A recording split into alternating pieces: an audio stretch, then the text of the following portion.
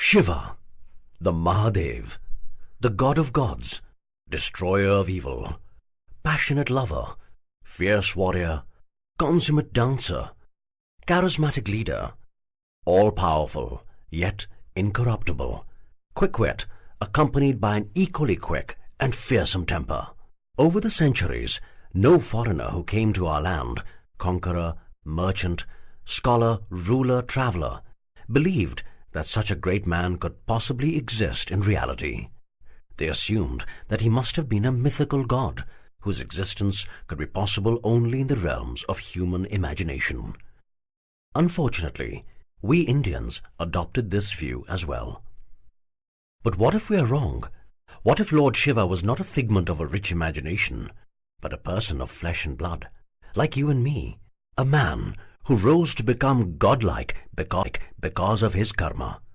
That is the premise of the Shiva Trilogy, which interprets the rich mythological heritage of ancient India, blending fiction with historical fact. This work is therefore a tribute to Lord Shiva and the lesson that his life teaches us, a lesson lost in the depths of time and ignorance, a lesson that all of us can rise to be better people, a lesson that there exists a potential God in every single human being. All we have to do is listen to ourselves. The Immortals of Meluha is the first book in the trilogy that chronicles the journey of this extraordinary hero. 2 more books are to follow, The Secret of the Nagas and The Oath of the Vayuputras. Chapter 1. He Has Come. 1900 BC, Mansarovar Lake, at the foot of Mount Kailash, Tibet. Shiva gazed at the orange sky. The clouds hovering above Mansarovar had just parted to reveal the setting sun. The brilliant giver of life was calling it a day once again. Shiva had seen a few sunrises in his 21 years, but the sunset, he tried never to miss the sunset. On any other day, Shiva would have taken in the vista, the sun and the immense lake against the magnificent backdrop of the Himalayas, stretching as far back as the eye could see. But not today. He squatted and perched his lithe muscular body on the narrow ledge extending over the lake. The numerous battle scars on his skin gleamed in the shimmering reflected light of the waters. Shiva remembered well his carefree childhood days. He had perfected the art of throwing pebbles that bounced off the surface of the lake. He still held the record in his tribe for the highest number of bounces, 17. On a normal day, Shiva would have smiled at the memory from a cheerful past that had been overwhelmed by the angst of the present. But today, he turned back towards his village without any hint of joy. Bhadra was alert, guarding the main entrance. Shiva gestured with his eyes. Bhadra turned back to find his 2 backup soldiers dozing against the fence. He cursed and kicked them hard. Shiva turned back towards the lake. God bless Bhadra. At least he takes some responsibility. Shiva brought the chillum made of yak bone to his lips and took in a deep drag. Any other day, the marijuana would have spread its munificence, dulling his troubled mind and letting him find some moments of solace. But not today. He looked left, at the edge of the lake where the soldiers of the strange foreign visitor were kept under guard. With the lake behind them and 20 of Shiva's own soldiers guarding them, it was impossible for them to mount any surprise attack. They let themselves be disarmed so easily. They aren't like the bloodthirsty idiots in our land who are looking for any excuse to fight. The foreigner's words came flooding back to Shiva. Come to our land. It lies beyond the great mountains. Others call it Meluha. I call it heaven. It is the richest and most powerful empire in India. Indeed, the richest and most powerful in the whole world. Our government has an offer for immigrants. You will be given fertile land and resources for farming. Today, your tribe, the Gunas, fight for survival in this rough, arid land. Meluha offers you a lifestyle beyond your wildest dreams. We ask for nothing in return. Just live in peace, pay your taxes, and follow the laws of the land. Shiva mused that he would certainly not be a chief in this new land. Would I really miss that so much? His tribe would have to live by the laws of the foreigners. They would have to work every day for a living. That's better than fighting every day just to stay alive. Shiva took another puff from his chillum. As the smoke cleared, He turned to stare at the hut in the center of his village, right next to his own, where the foreigner had been stationed. He had been told that he could sleep there in comfort. In fact, Shiva wanted to keep him hostage, just in case. "We fight almost every month with the Pakratis, just so that our village can exist next to the holy lake. They're getting stronger every year, forming new alliances with new tribes. We can beat the Pakratis, but not all the mountain tribes together. By moving to Meluha, we can escape this pointless violence and maybe live a life of comfort. What could possibly be wrong with that? Why shouldn't we take this deal? It sounds so damn good." Shiva took one last drag from the chillum before banging it on the rock, letting the ash slip out, and rose quickly from his perch. Brushing a few specks of ash from his bare chest, he wiped his hand on his tiger-skin skirt, rapidly striding to his village. Bhadra and his backup stood to attention as Shiva passed the gate. Shiva frowned and gestured for Bhadra to ease up. Why does he keep forgetting that he's been my closest friend since childhood? My becoming the chief hasn't really changed anything. He doesn't need to behave unnecessarily servile in front of others. The huts in Shiva's village were luxurious compared to others in their land. A grown man could actually stand upright in them. The shelter could withstand the harsh mountain winds for nearly 3 years before surrendering to the elements. He flung the empty chillum into his hut as he strode to the hut where the visitor lay sleeping soundly. Either he doesn't realize he's a hostage, or he genuinely believes that good behavior begets good behavior. Shiva remembered what his uncle, also his guru, used to say. People do what their society rewards them to do. If the society rewards trust, people will be trusting. Meluha must be a trusting society if it teaches even its soldiers to expect the best in strangers. Shiva scratched his shaggy beard as he stared hard at the visitor. He had said his name was Nandi. The Meluhan's massive proportions appeared even more enormous as he sprawled on the floor in his stupor, his immense belly jiggling with every breath. Despite being obese, his skin was taut and toned. His childlike face looked even more innocent asleep, with his mouth half open. Is this the man who will lead me to my destiny? Do I really have the destiny my uncle spoke of? Your destiny is much larger than these massive mountains. But to make it come true, you will have to cross these very same massive mountains.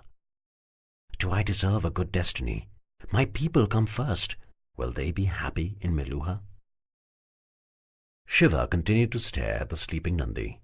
Then he heard the sound of a conch shell. Pakratis! "Positions!" screamed Shiva as he drew his sword.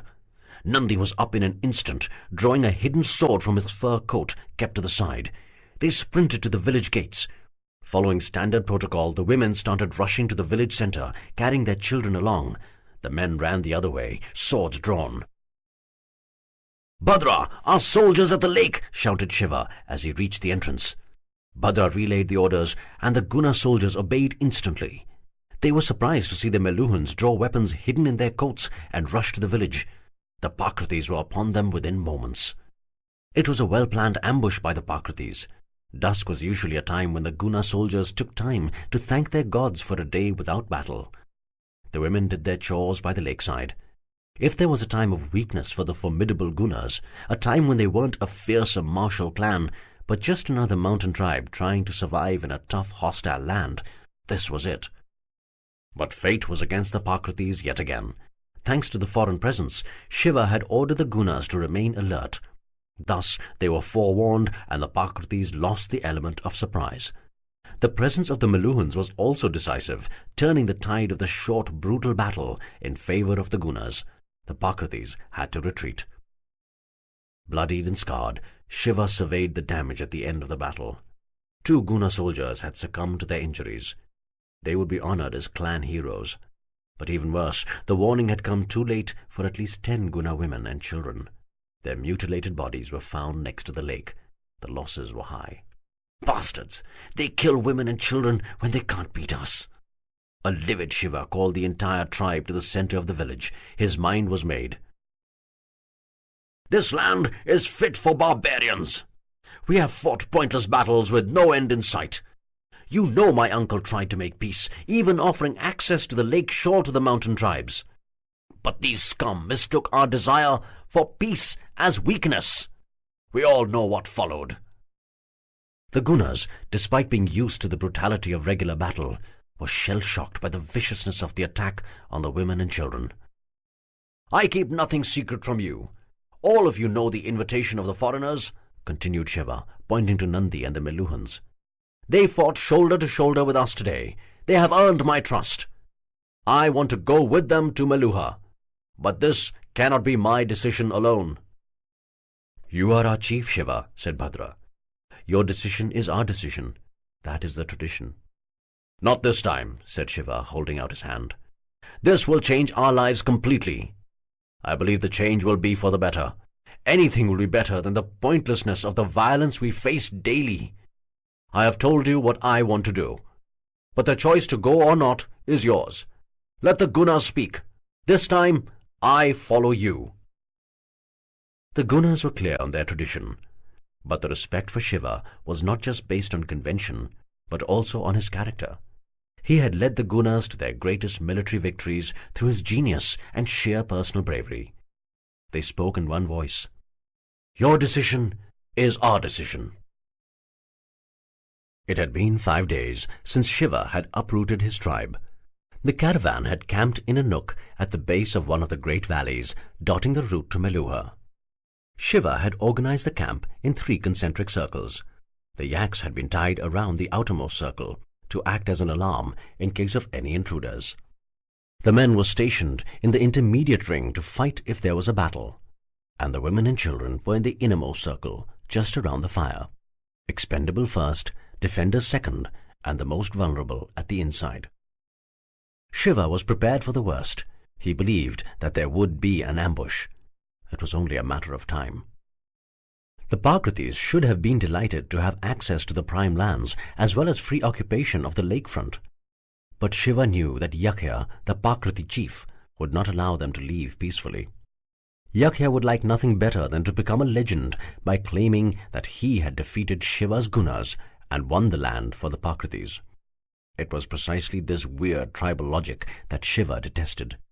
In an atmosphere like this, there was never any hope for peace. Shiva relished the call of battle, reveled in its art, but he also knew that ultimately the battles in his land were an exercise in futility. He turned to an alert Nandi sitting some distance away. The 25 Meluhan soldiers were seated in an arc around a second camp circle. Why did he pick the Gunas to immigrate? Why not the Prakratis? Shiva's thoughts were broken as he saw a shadow move in the distance. He stared hard, but everything was still. Sometimes the light played tricks in this part of the world. Shiva relaxed his stance. And then he saw the shadow again. "To arms!" screamed Shiva. The Gunas and the Meluhans drew their weapons and took up battle positions as 50 Prakratis charged in. The stupidity of rushing in without thought hit them hard as they met with a wall of panicky animals. The yaks bucked and kicked uncontrollably, injuring many Prakratis before they could even begin their skirmish. A few slipped through, and weapons clashed.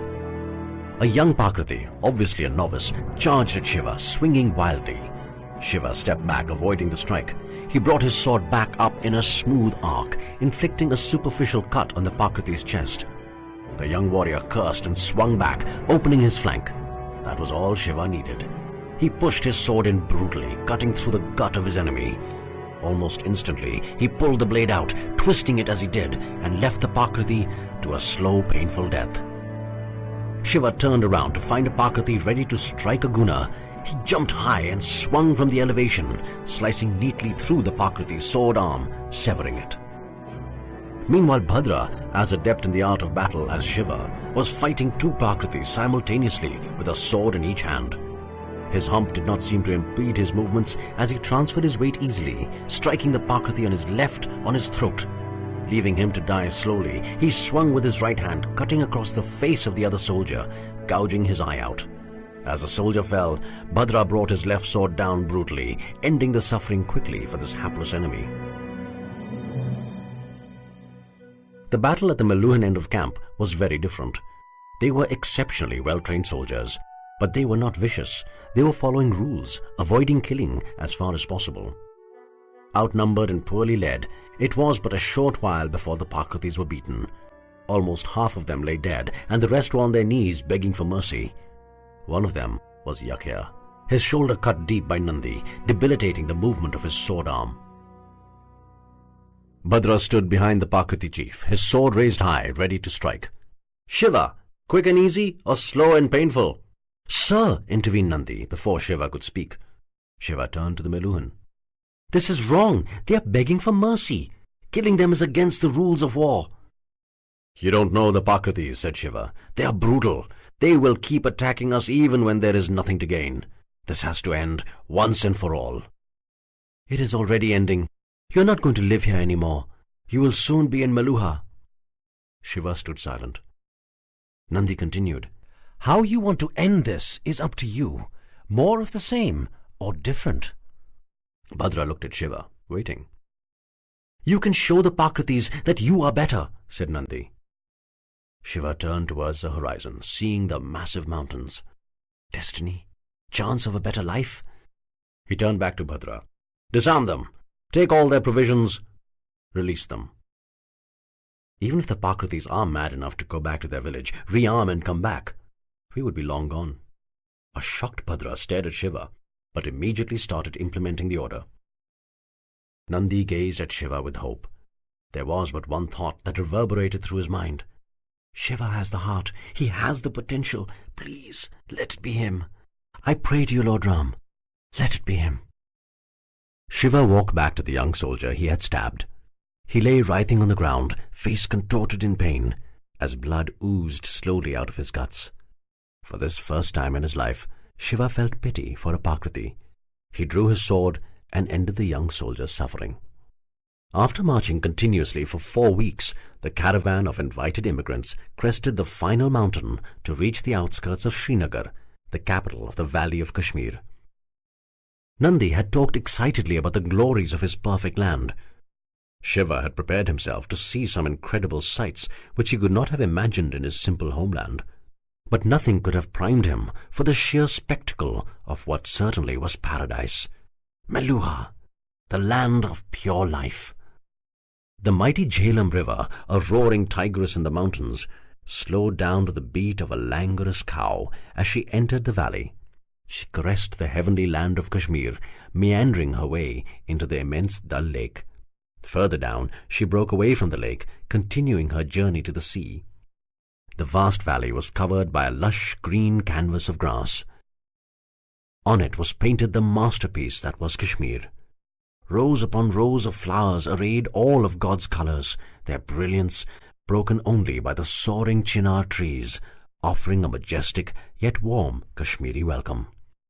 The melodious singing of the birds calmed the exhausted ears of Shiva's tribe, accustomed only to the rude howling of icy mountain winds. "If this is the border province, how perfect must the rest of the country be?" whispered Shiva in awe. The Dal Lake was the site of an ancient army camp of the Meluhans. Upon the western banks of the lake, by the side of the Jhelum, lay the frontier town that had grown beyond its simple encampments into the grand Srinagar, literally the respected city. Srinagar had been raised upon a massive platform of almost 100 hectares in size. The platform, built of earth, towered almost 5 meters high. On top of the platform were the city walls, which were another 20 meters in height and 4 meters thick. The simplicity and brilliance of building an entire city on a platform astounded the Gunas. It was a strong protection against enemies who would have to fight up a fort wall, which was essentially solid ground. The platform served another vital purpose. It raised the ground level of the city, an extremely effective strategy against the recurrent floods in this land. Inside the fort walls, the city was divided into blocks by roads laid out in a neat grid pattern. It had specially constructed market areas, temples, gardens, meeting halls, and everything else that would be required for sophisticated urban living. All the houses looked like simple multiple-storied block structures from the outside. The only way to differentiate a rich man's house was that his block would be bigger. In contrast to the extravagant natural landscape of Kashmir, the city of Srinagar itself was painted only in restrained greys, blues, and whites. The entire city was a picture of cleanliness, order, and sobriety. Nearly 20,000 souls called Srinagar their home. Now an additional 200 had just arrived from Mount Kailash, and their leader felt a lightness of being he hadn't experienced since that terrible day many years ago. I have escaped. I can make a new beginning. I can forget. The caravan travelled to the immigrant camp outside Srinagar. The camp had been built on a separate platform on the southern side of the city.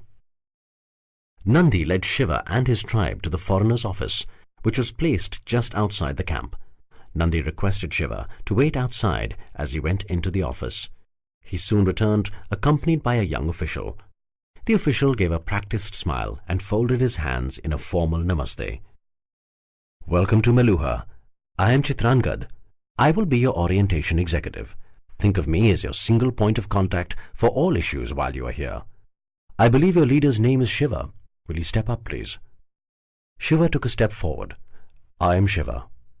"Excellent," said Chitrangad. "Would you be so kind as to follow me to the registration desk, please? You will be registered as the caretaker of your tribe. Any communication that concerns them will go through you.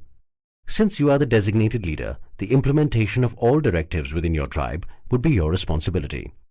Nandi cut into Chitrangad's officious speech to tell Shiva, "Sir, if you will just excuse me, I will go to the immigrant camp quarters and arrange the temporary living arrangements for your tribe." Shiva noticed that Chitrangad's ever-beaming face had lost its smile for a fraction of a second as Nandi interrupted his flow. But he recovered quickly, and the smile returned to his face once again. Shiva turned and looked at Nandi. "Of course you may. You don't need to take my permission, Nandi," said Shiva. "But in return, you have to promise me something, my friend." "Of course, sir," replied Nandi, bowing slightly. "Call me Shiva, not sir," grinned Shiva. "I am your friend, not your chief." A surprised Nandi looked up, bowed again, and said, "Yes, sir. Yes, Shiva." Shiva turned back to Chitrangad, whose smile for some reason appeared more genuine now. He said, "Well, Shiva, if you will follow me to the registration desk, we will complete the formalities quickly." The newly registered tribe reached the residential quarters in the immigration camp to see Nandi waiting outside the main gates. He led them in. The roads of the camp were just like those of Srinagar. They were laid out in a neat north-south and east-west grid. The carefully paved footpaths contrasted sharply with the dirt tracks in Shiva's own land. He noticed something strange about the road, though. "Nandi, what are those different-colored stones running through the center of the road?" asked Shiva. "They cover the underground drains, Shiva. The drains take all the wastewater of the camp out. It ensures that the camp remains clean and hygienic." Shiva marveled at the almost obsessively meticulous planning of the Meluhans. The Gunners reached the large building that had been assigned to them. For the umpteenth time, they thanked the wisdom of their leader in deciding to come to Meluha. The three-storied building had comfortable, separate living quarters for each family. Each room had luxurious furniture, including a highly polished copper plate on the wall on which they could see their reflection. The rooms had clean linen bedsheets, towels, and even some clothes. Feeling the cloth, a bewildered Shiva asked, "What is this material?"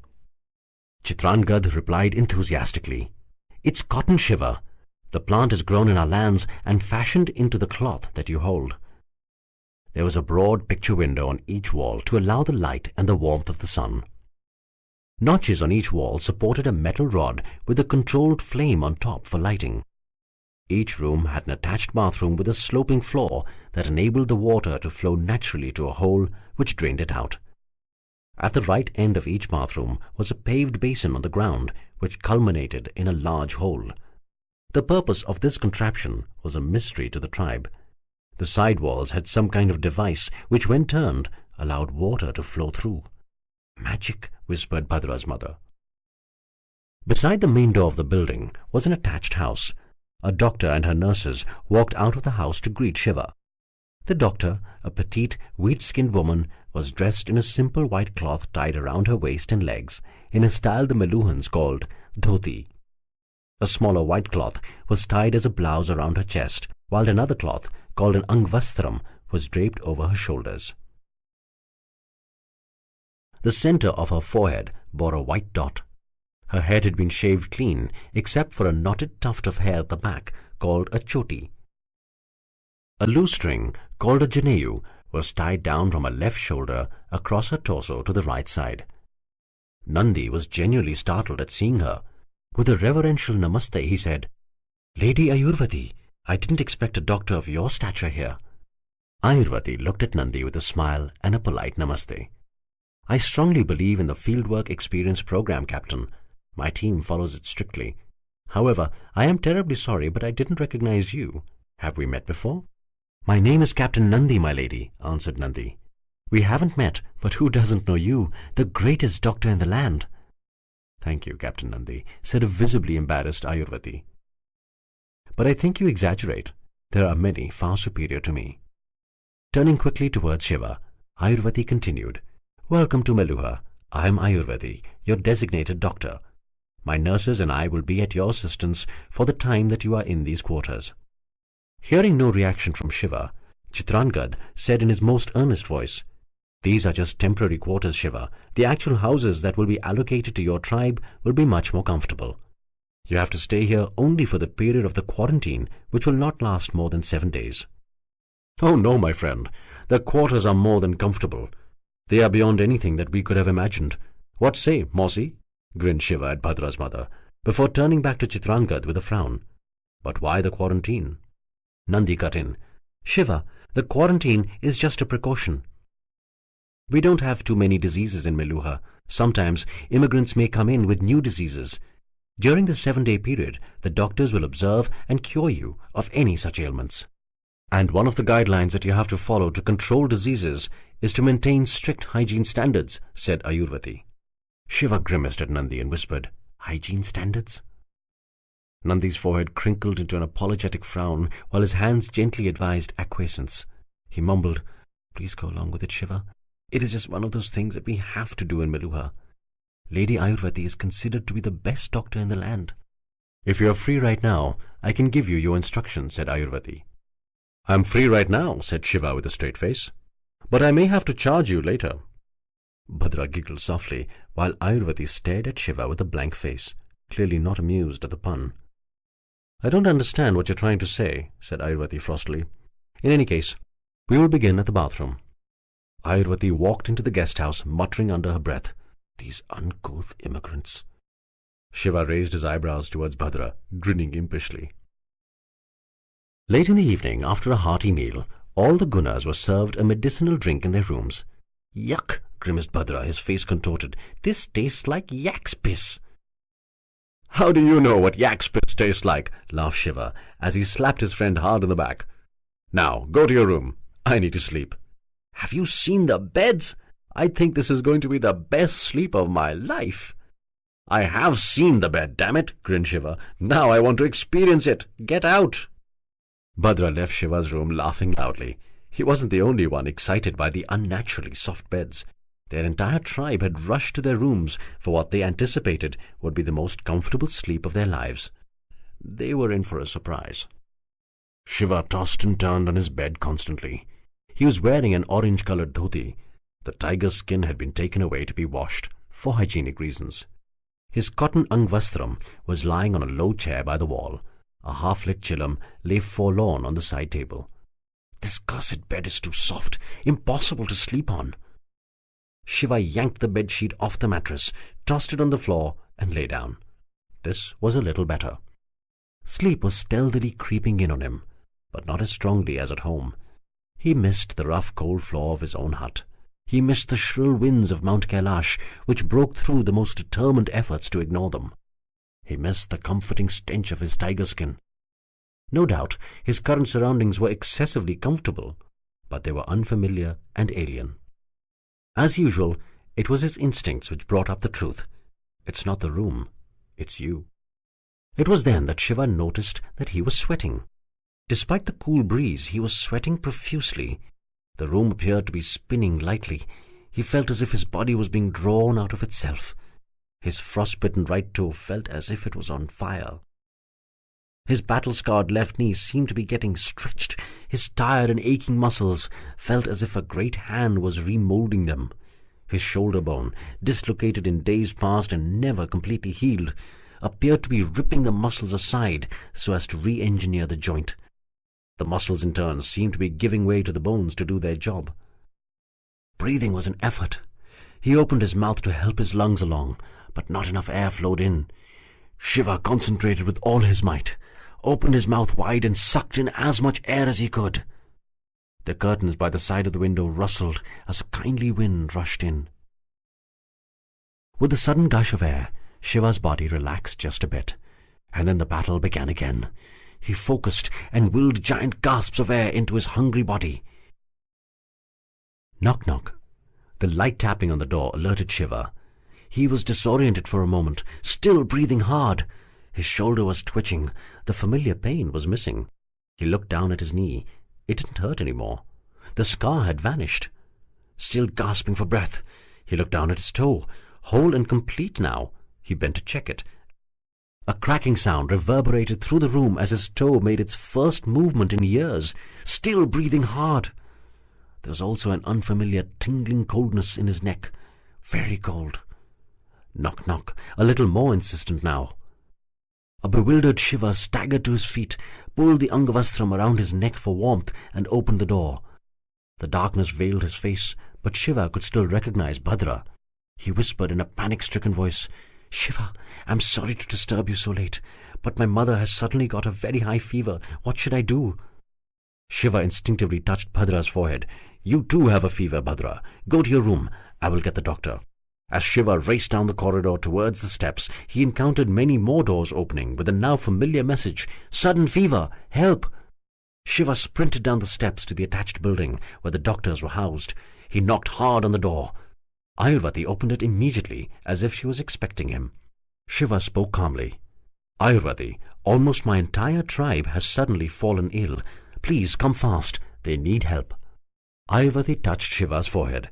"You don't have a fever?" Shiva shook his head. "No." Ayurvati frowned, clearly surprised. She turned and ordered her nurses, "Come on, it's begun. Let's go." As Ayurvati and her nurses rushed into the building, Chitrangad appeared out of nowhere. He asked Shiva, "What happened?" "I don't know. Practically everybody in my tribe suddenly fell ill." "You too are sweating heavily." "Don't worry, I don't have a fever. Look, I'm going back into the building. I want to see how my people are doing." Chitrangad nodded, adding, "I'll call Nandi." As Chitrangad sped away in search of Nandi, Shiva ran into the building. He was surprised the moment he entered. All the torches in the building had been lit. The nurses were going from room to room, methodically administering medicines and advising the scared patients on what they should do. A scribe walked along with each nurse, meticulously noting the details of each patient on a palm leaf booklet. The Meluhans were clearly prepared for such an eventuality. Ayurvati stood at the end of the corridor, her hands on her hips, like a general supervising her superbly trained and efficient troops. Shiva rushed up to her and asked, "What about the second and third floor?" Ayurvati answered without turning to him, "Nurses have already reached all over the building. I will go up to supervise once the situation on this floor has stabilized. We'll cover all the patients in the next half hour." "You people are incredibly efficient, but I pray that everyone will be okay," said a worried Shiva. Ayurvati turned to look at Shiva. Her eyebrows were raised slightly, and a hint of a smile hovered on her serious face. "Don't worry, we're Meluhans. We're capable of handling any situation. Everybody will be fine." "Is there anything I can do to help?" "Yes. Please go take a bath." "What?" "Please go take a bath, right now," said Ayurvati, as she turned back to look at her team. "Everybody please remember that all children below the age of 15 must be tonsured. Mastrak, please go up and start the secondary medicines. I'll be there in 5 minutes." "Yes, my lady," said a young man as he hurried up the steps carrying a large cloth bag. "You're still here?" asked Ayurvati as she noticed that Shiva hadn't left. Shiva spoke softly, controlling his rising anger. "What difference will my bathing make? My people are in trouble. I want to help." "I don't have the time or the patience to argue with you. You will go take a bath right now," said Ayurvati, clearly not trying to control her rising temper. Shiva glared at Ayurvati as he made a heroic effort to rein in the curses that wanted to leap out of his mouth. His clenched fists wanted to have an argument of their own with Ayurvati, but she was a woman. Ayurvati too glared back at Shiva. She was used to being obeyed. She was a doctor. If she told a patient to do something, she expected it to be done without question. But in her long years of experience, she had also seen few patients like Shiva. especially from the nobility. Such patients had to be reasoned with, not instructed. Yet this was a simple immigrant, not some nobleman. Controlling herself with great effort, Ayurvati said, "Shiva, you are sweating. If you don't wash it off, it will kill you. Please trust me, you cannot be of any help to your tribe if you are dead." Chitrangad banged loudly on the door. A bleary-eyed Nandi woke up cursing. He wrenched the door open and growled, "This better be important. Come quickly, Shiva's tribe has fallen ill." "Already? But this is only the first night," exclaimed Nandi. Picking up his Angvastram, he said, "Let's go." The bathroom seemed a strange place for a bath. Shiva was used to splashing about in the chilly Mansarovar lake for his bi-monthly ablutions. The bathroom felt strangely constricted. He turned the magical device on the wall to increase the flow of water. He used the strange cake-like substance that the Meluhans said was a soap to rub the body clean. Ayurvati had been very clear. The soap had to be used. He turned the water off and picked up the towel. As he rubbed himself vigorously, the mystifying development he had ignored in the past few hours came flooding back. His shoulder felt better than new. He looked down in awe at his knee. No pain, no scar. He stared in wonder at his completely healed toe. Then he realized that it wasn't just the injured parts, but his entire body felt new, rejuvenated and stronger than ever. His neck, though, still felt intolerably cold. What the devil is going on? He stepped out of the bathroom and quickly wore a new dhoti. Again, Ayurvati's strict instructions were not to wear his old clothes, which were stained by his sweat. As he was putting on the Angvastram around his neck for some warmth, there was a knock on the door. It was Ayurvati. "Shiva, can you open the door, please? I just want to check whether you're all right." Shiva opened the door. Ayurvati stepped in and checked Shiva's temperature. It was normal. Ayurvati nodded slightly and said, "You seem to be healthy, and your tribe is recovering quickly as well. The trouble has passed." Shiva smiled gratefully. "Thanks to the skills and efficiency of your team. I am truly sorry for arguing with you earlier. It was unnecessary. I know you meant well." Ayurvati looked up from a palm leaf booklet with a slight smile and raised eyebrow. "Being polite, are we?" "I'm not that rude, you know," grinned Shiva. "You people are just too supercilious." Ayurvati suddenly stopped listening as she stared at Shiva with a stunned look on her face. How had she not noticed it before? She had never believed in the legend. Was she going to be the first one to see it come true? Pointing weakly with her hands, she mumbled, "Why have you covered your neck?" "It's very cold for some reason." "Is it something to get worried about?" asked Shiva as he pulled the Angvastram off. A cry resounded loudly through the silent room as Ayurvati staggered back. Her hand covered her mouth in shock while the palm leaves scattered on the floor. Her knees were too weak to hold her up. She collapsed with her back against the wall, never once taking her eyes off Shiva. Tears broke through her proud eyes. She kept repeating, "Om Brahmaya Namah, Om Brahmaya Namah." "What's happened? Is it serious?" asked a worried Shiva. "You have come, my lord. You have come." Before a bewildered Shiva could react to a strange reaction, Nandi rushed in and noticed Ayurvati on the ground. Copious tears were flowing down her face. "What happened, my lady?" asked a startled Nandi. Ayurvati just pointed at Shiva's neck. Nandi looked up. The neck shone an eerie, iridescent blue. With a cry that sounded like that of a long-caged animal just released from captivity, Nandi collapsed on his knees. "My lord, you have come! The Nilkant has come!" The captain bent low and brought his head down to touch the Nilkant's feet reverentially. The object of his adoration, however, stepped back, befuddled and perturbed. "What the hell is going on here?" Shiva asked agitatedly. Holding a hand to his freezing neck, he turned around to the polished copper plate and stared in stunned astonishment at the reflection of his Nilkant, his blue throat. Chitrangad, holding the doorframe for support, sobbed like a child. "We're saved! We're saved! He has come!"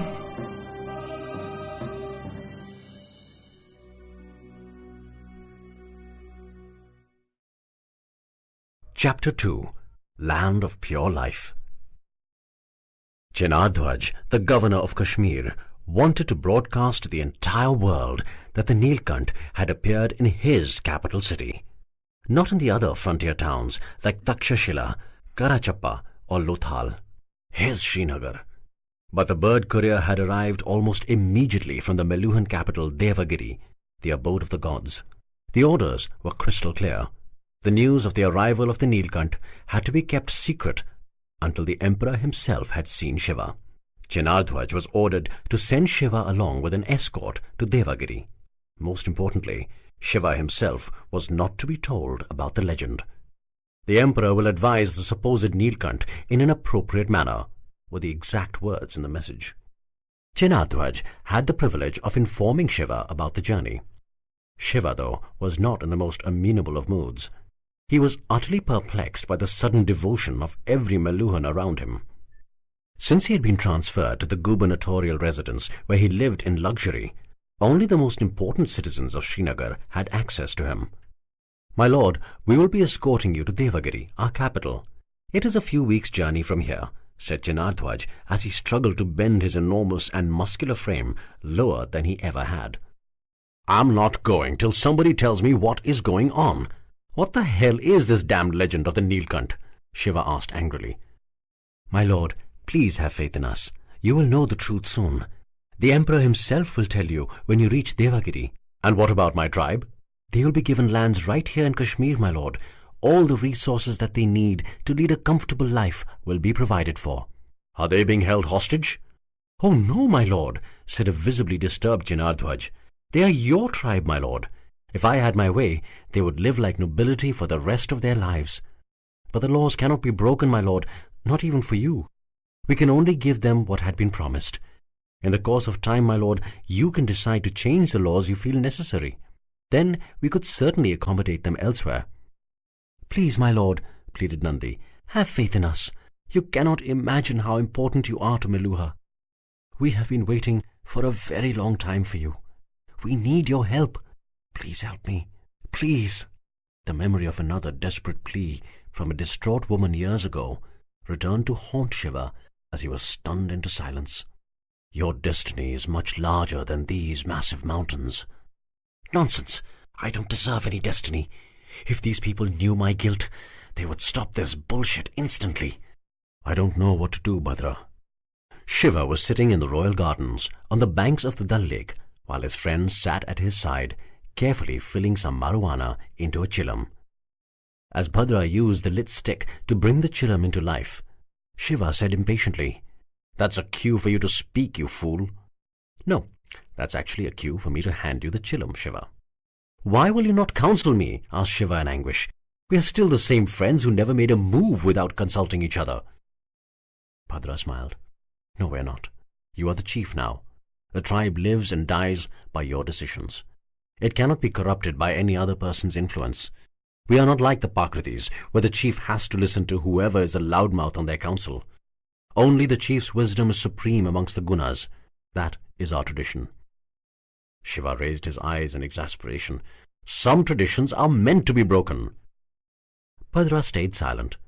Stretching his hand, Shiva grabbed the chillum from Bhadra. He took one deep puff, letting the marijuana spread its munificence into his body.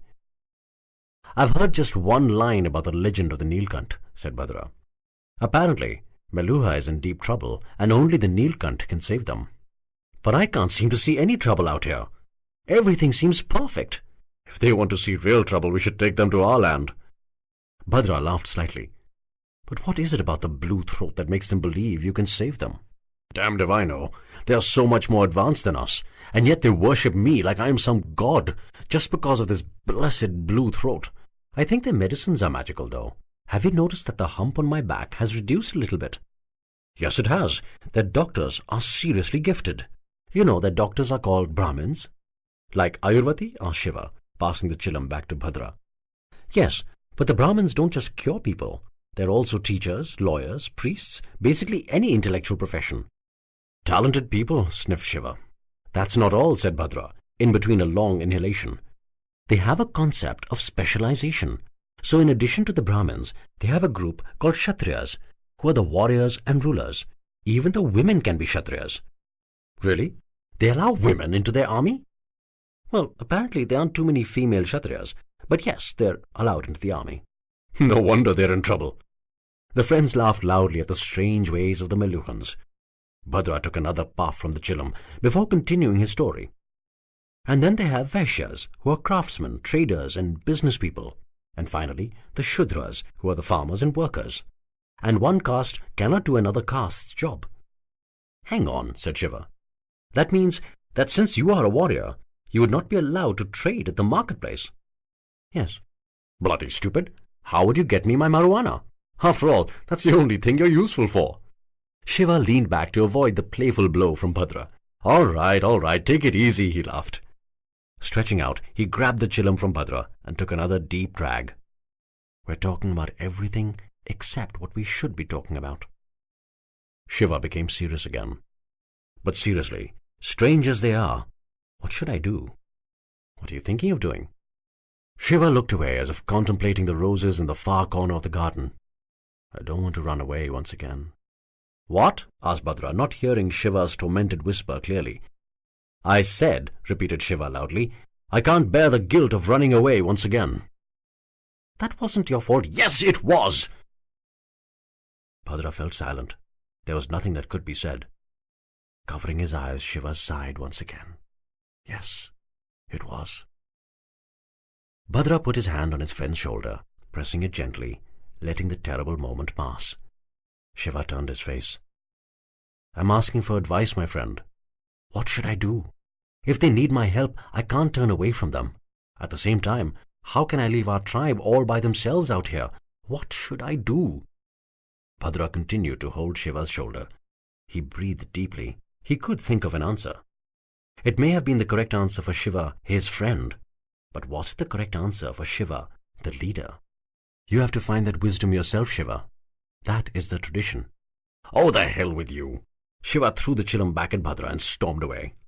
It was only a few days later that a minor caravan consisting of Shiva, Nandi, and 3 soldiers was scheduled to leave Srinagar. The small party would ensure that they moved quickly through the realm and reached Devagiri as soon as possible. Governor Chenardhwaj was anxious for Shiva to be recognized quickly by the empire as a true Nilkant. He wanted to go down in history as the governor who found the Lord. Shiva had been made presentable for the emperor. His hair had been oiled and smoothened. Lines of expensive clothes, attractive earrings, necklaces, and other jewelry were brought to adorn his muscular frame. His fair face had been scrubbed clean with special Ayurvedic herbs to remove years of dead skin and decay. A cravat had been fabricated out of cotton to cover his glowing blue throat. Beads had been cleverly darned onto the cravat to make it look like the traditional necklaces that Meluhan men wore while on religious exercises. The cravat felt warm on his still cold throat. I will be back soon, said Shiva, as he hugged Bhadra's mother.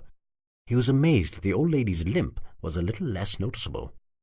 Their medicines are truly magical. As a morose Bhadra looked at him, Shiva whispered, Take care of the tribe. You are in charge till I come back. Bhadra stepped back, startled. Shiva, you don't have to do that just because I'm your friend. I have to do it, you fool. And the reason I have to do it is that you are more capable than me. Bhadra stepped up and embraced Shiva, lest his friend notice the tears at his eyes. No, Shiva, I am not. Not even in my dreams. Shut up. Listen to me carefully, said Shiva as Bhadra smiled sadly. I don't think the Gunas are at any risk out here. At least, not as much as we were at Mount Kailash. But even then, if you feel you need help, ask Ayurvati. I saw her when the tribe was ill. She showed tremendous commitment to save us all. She is worth trusting. Bhadra nodded, hugged Shiva again, and left the room. Ayurvati knocked politely on the door. May I come in, my lord? This was the first time she had come into his presence since that fateful moment 7 days back. It seemed like a lifetime to her. Though she appeared to be her confident self again, there was a slightly different look about her. She had the appearance of someone who had been touched by the divine. Come in, Ayurvati, and please, none of this lord business. I am still the same uncouth immigrant you met a few days ago. I'm sorry about that comment, my lord. It was wrong of me to say that, and I'm willing to accept any punishment that you may deem fit. What's wrong with you? Why should I punish you for speaking the truth? Why should this bloody blue throat change anything? You will discover the reason, my lord, whispered Ayurvati with her head bowed. We have waited for centuries for you. Centuries? In the name of the holy lake, why? What can I do that any of you smart people can't? "The Emperor will tell you, my lord. Suffice it to say that from all that I have heard from your tribe, if there is one person worthy of being the Nilkant, it is you." "Speaking of my tribe, I have told them that if they need any help, they can request you. I hope that's all right." "It would be my honor to provide any assistance to them, my lord." Saying this, she bent down to touch Shiva's feet in the traditional Indian form of showing respect. Shiva had resigned himself to accepting this gesture from most Meluhans, but immediately stepped back as Ayurvati bent down. "What the hell are you doing, Ayurvati?" asked a horrified Shiva. "You are a doctor, a giver of life. Don't embarrass me by touching my feet." Ayurvati looked up at Shiva, her eyes shining with admiration and devotion. This was certainly a man worthy of being the Nilkant. Nandi entered Shiva's room carrying a saffron cloth with the word Ram stamped across every inch of it. He requested Shiva to wrap it around his shoulders. As Shiva complied, Nandi muttered a quick, short prayer for a safe journey to Devagiri. "Our horses wait outside, my lord. We can leave when you are ready," said Nandi. "Nandi," said an exasperated Shiva, "how many times must I tell you? My name is Shiva. I am your friend, not your lord." "Oh, no, my lord," gasped Nandi. "You are the Nilkant. You are the lord. How can I take your name?" Shiva rolled his eyes, shook his head slightly, and turned towards the door. "I give up. Can we leave now?" "Of course, my lord."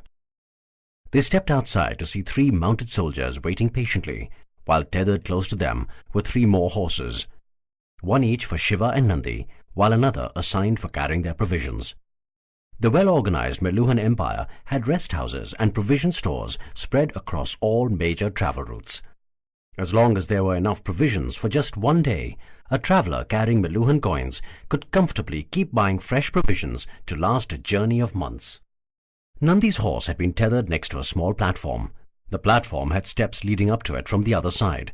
Clearly, this was convenient infrastructure for obese riders who found it a little cumbersome to climb onto a horse. Shiva looked at Nandi's enormous form, then at his unfortunate horse, and then back at Nandi. "Aren't there any laws in Meluha against cruelty to animals?" asked Shiva with the most sincere of expressions. "Oh, yes, my lord, very strict laws. In Meluha, all life is precious. In fact, there are strict guidelines as to when and how animals can be slaughtered and—" Suddenly, Nandi stopped speaking. Shiva's joke had finally breached Nandi's slow wit. They both burst out laughing as Shiva slapped Nandi hard on his back. Shiva's entourage followed the course of the Jhelum, which had resumed its thunderous roar as it crashed down the lower Himalayas. Once on the magnificent flat plains, the turbulent river calmed down once again and flowed smoothly on. Smooth enough for the group to get on one of the many public transport barges to sail quickly down to the town of Brihateshpuram. From there on, they went east by a well-laid and marked road through Punjab, the heart of the empire's northern reaches. Punjab literally meant the land of the 5 rivers. The land of the Indus, Jhelum, Chenab, Ravi, and Beas. The 4 eastern rivers aspired to grasp the grand Indus, which flowed furthest to the west. They succeeded spectacularly after convoluted journeys on the rich plains of Punjab. The Indus itself found comfort and succor in the enormous, all-embracing ocean. The mystery of the ocean's final destination, though, was yet to be unraveled. "What is Ram?" inquired Shiva, as he looked down at the word covering every inch of his saffron cloth. The 3 accompanying soldiers rode at a polite distance behind Shiva and Nandi, far enough not to overhear any conversation, but close enough to move in quickly at the first sign of trouble. It was part of their standard Meluhan service rules. "Lord Ram was the emperor who established our way of life, my lord," replied Nandi. "He lived around 1,200 years ago. He created our systems, our rules, our ideologies, everything. His reign is known simply as Ram Rajya, or the rule of Ram. The term Ram Rajya is considered to be the gold standard of how an empire must be administered to create a perfect life for all its citizens. Meluha is still run according to his principles. Jai Shri Ram." He must have been quite a man, for he truly created a paradise right here on earth. Shiva did not lie when he said this. He truly believed that if there was a paradise somewhere, it couldn't have been very different from Meluha. This was a land of abundance, of almost ethereal perfection. It was an empire ruled by clearly codified and just laws, to which every Meluhan was subordinated, including the emperor. The country supported a population of nearly 8 million, which, without exception, seemed well-fed, healthy, and wealthy. The average intellect was exceptionally high. They were a slightly serious people, but unfailingly polite and civil. It seemed to be a flawless society, where everyone knew his role and played it perfectly. They were conscious, nay obsessive, about their duties. The simple truth hit Shiva. If the entire society was conscious of its duties, nobody would need to fight for their individual rights, since everybody's rights would be automatically taken care of through someone else's duties. Lord Ram was a genius. Shiva too repeated Nandi's cry, signifying glory to Lord Ram. Jai Shri Ram. Having left their horses at the government-authorized crossing house, they crossed the river Ravi, close to Haryappa, or the city of Hari. Shiva lingered there, admiring Haryappa at a slight distance, while his soldiers waited just beyond his shadow, having mounted their freshly allocated horses from the crossing house on the other side of the Ravi. Haryappa was a much larger city than Srinagar, and seemed grand from the outside. Shiva thought seriously about exploring the magnificent city, but that would have meant a delay in the trip to Devagiri. Next to Haryappa, Shiva saw a construction project being executed. A new platform was being erected, as Haryappa had grown too populous to accommodate everyone on its existing platform. How the hell do they raise these magnificent platforms? Shiva made a mental note to visit the construction site on his return journey. At a distance, Jata, the captain of the river crossing house, was talking to Nandi while he was about to climb the platform to mount his fresh horse. Avoid the road via Jratagiri, advised Jata. There was a terrorist attack there last night. All the Brahmins were killed, and the village temple was destroyed.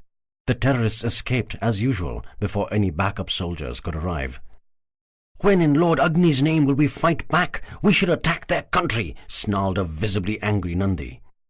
I swear by Lord Indra, if I ever find one of these Chandravanshi terrorists, I will cut his body into minute pieces and feed it to the dogs, growled Jata, clenching his fists tight. Jata, we are followers of the Suryavanshis. We cannot even think of barbaric warfare such as that, said Nandi. Do the terrorists follow the rules of war when they attack us? Don't they kill unarmed men? That does not mean that we can act the same way, Captain. We are Meluhans, said Nandi, shaking his head. Jata did not counter Nandi. He was distracted by Shiva still waiting at a distance. Is he with you? He asked. Yes. He doesn't wear a caste amulet. Is he a new immigrant? Yes, replied Nandi, getting uncomfortable answering questions about Shiva. And you're going to Devagiri, said an increasingly suspicious Jata, looking harder towards Shiva's throat. I've heard some rumors coming from Srinagar. Nandi interrupted Jata suddenly. Thank you for your help, Captain Jata. Before Jata could act on his suspicions, Nandi quickly climbed the platform, mounted his horse, and rode towards Shiva.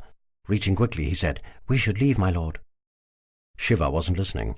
He was perplexed once again as he saw the proud Captain Jata on his knees.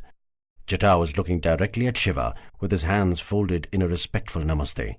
He appeared to be mumbling something very quickly. Shiva couldn't be sure from that distance, but it seemed that the captain was crying. He shook his head and whispered, Why? We should go, my lord, repeated Nandi a little louder. Shiva turned to him, nodded, and kicked his horse into action. Shiva looked to his left as he rode on the straight road, observing Nandi goading his valiant horse along. He turned around and was not surprised to see his 3 bodyguard soldiers riding at exactly the same distance as before, not too close, and yet not too far. He glanced back at Nandi, suspicious that the jewellery Nandi wore was not merely ornamental. He wore 2 amulets on his thick right arm.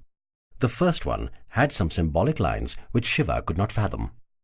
The second one appeared to have an animal etching, probably a bull. One of his gold chains had a pendant shaped like a perfectly circular sun with rays streaming outwards.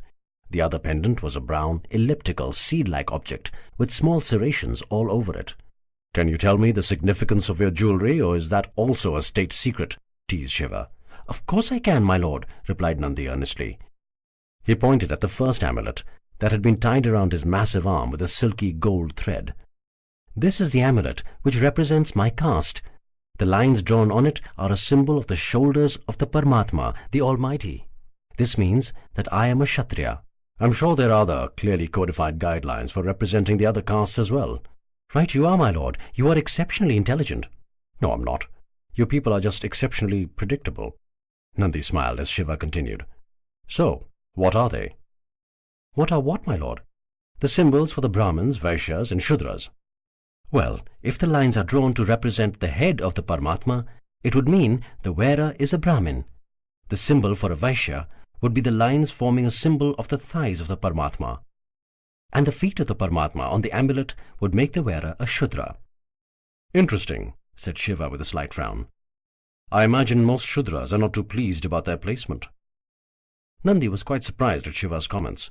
He couldn't understand why a Shudra would have a problem with this long-ordained symbol. But he kept quiet for fear of disagreeing with his lord. And the other amulet? Asked Shiva. This second amulet depicts my chosen tribe. Each chosen tribe takes on jobs which fit its profile.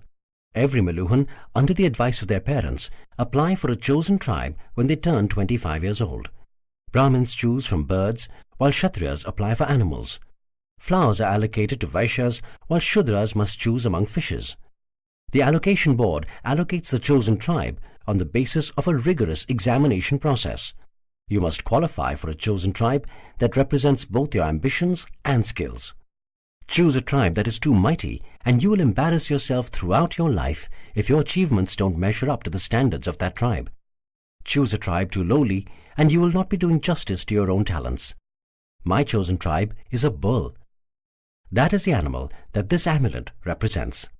And if I'm not being rude, what does a bull mean in your rank of Kshatriya chosen tribes?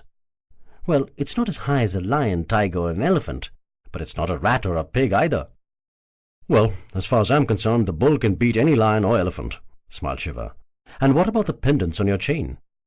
The brown seed is a representation of the last Mahadev, Lord Rudra.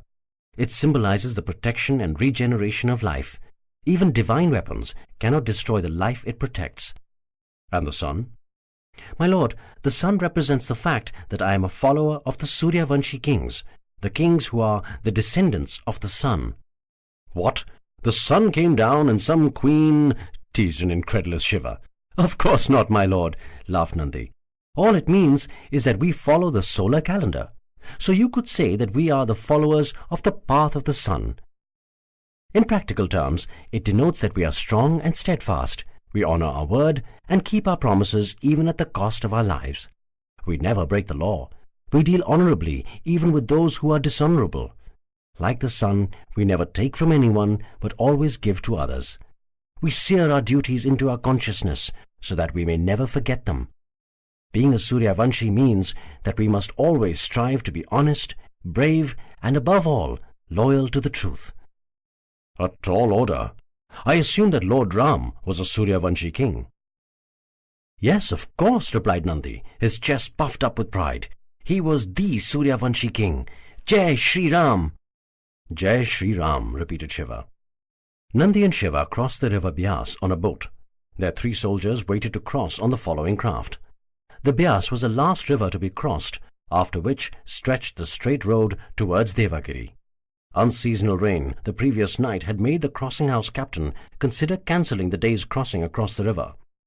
However, the weather had been relatively calm since the morning, allowing the captain to keep the service operational. Shiva and Nandi shared the boat with 2 other passengers, as well as the boatman who rowed them across. They had traded in their existing horses at the crossing house for fresh horses on the other side. They were a short distance from the opposite bank when a sudden burst of torrential rain came down from the heavens. The winds took on a sudden ferocity. The boatman made a valiant effort to row quickly across, but the boat tossed violently as it surrendered to the elements. Nandi stretched to tell Shiva to stay low for safety, but he did not do it gently enough. His considerable weight caused the boat to list dangerously, and he fell overboard. The boatman tried to steady the boat with his oars to save the other passengers. Even as he did so, he had the presence of mind to pull out his conch and blow an emergency call to the crossing house on the other side. The other 2 passengers should have jumped overboard to save Nandi, but his massive build made them hesitate. They knew that if they tried to save him, they would most likely drown. Shiva felt no such hesitation as he quickly tossed aside his Angavastram, pulled off his shoes, and dived into the turbulent river. Shiva swam with powerful strokes and quickly reached a rapidly drowning Nandi. He had to use all of his considerable strength to pull Nandi to the surface. In spite of being buoyed by the water, Nandi weighed significantly more than what any normal man would. It was fortunate that Shiva felt stronger than ever since the first night at the Srinagar immigration camp. Shiva positioned himself behind Nandi and wrapped one arm around his chest. He used his other arm to swim to the bank. Nandi's weight made it very exhausting work, but Shiva was able to tow the Meluhan captain to the shore soon as the emergency staff from the crossing house came rapidly towards them. Shiva helped them drag Nandi's limp body onto the land. He was unconscious. The emergency staff then began a strange procedure. One of them started pressing Nandi's chest in a quick rhythmic motion to the count of 5. The moment he would stop, other emergency staff would cover Nandi's lips with his own and breathe hard into his mouth. Then they would repeat the procedure all over again. Shiva did not understand what was going on, but trusted both the knowledge as well as the commitment of the Meluhan medical personnel. After several anxious moments, Nandi suddenly coughed up a considerable amount of water and woke up with a start. At first he was disoriented, but he quickly regained his wits and turned abruptly towards Shiva, screeching, "My lord, why did you jump in after me? Your life is too precious. You must never risk it for me." A surprised Shiva supported Nandi's back and whispered calmly, "You need to relax, my friend." Agreeing with Shiva, the medical staff quickly placed Nandi on a stretcher to carry him into the rest house that was attached to the crossing house. The other boat passengers were looking at Shiva with increasing curiosity. They knew that the fat man was a relatively senior Suryavanshi soldier, judging by his amulets. Yet he called this fair, caste, unmarked man his lord. Strange. But all that mattered was that the soldier was safe. They dispersed as Shiva followed the medical staff into the rest house. Chapter 3. She Enters His Life. Nandi lay in a semi-conscious state for several hours as the medicines administered by the doctors worked on his body. Shiva sat by his side, repeatedly changing the wet cloth on his burning forehead to control the fever. Nandi kept babbling incoherently as he tossed and turned in his sleep, making Shiva's task that much more difficult. "I've been searching long, so long, 100 years. Never thought I'd find Neelkant. Jai Shri Ram." Shiva tried to ignore Nandi's babble as he focused on keeping the fever down, but his ears had caught onto something. "He's been searching for 100 years? Shiva frowned. "The fever's affecting his bloody brain. He doesn't look a day older than 20 years. I've been searching for 100 years. Continued the oblivious Nandi. "I found Neelkant." Shiva stopped for a moment and stared hard at Nandi. Then, shaking his head dismissively, he continued his ministrations. Shiva had been walking on a paved, signposted road along the river Bias for a better part of an hour. He had left the rest house to explore the area by himself, much against a rapidly recovering Nandi's advice. Nandi was out of danger, but they had to wait for a few days nevertheless, so that the captain could be strong enough to travel. There was not much Shiva could do at the rest house, and he had begun to feel restless. The 3 soldiers had tried to shadow Shiva, but he had angrily dismissed them. "Will you please stop trying to stick to me like leeches?"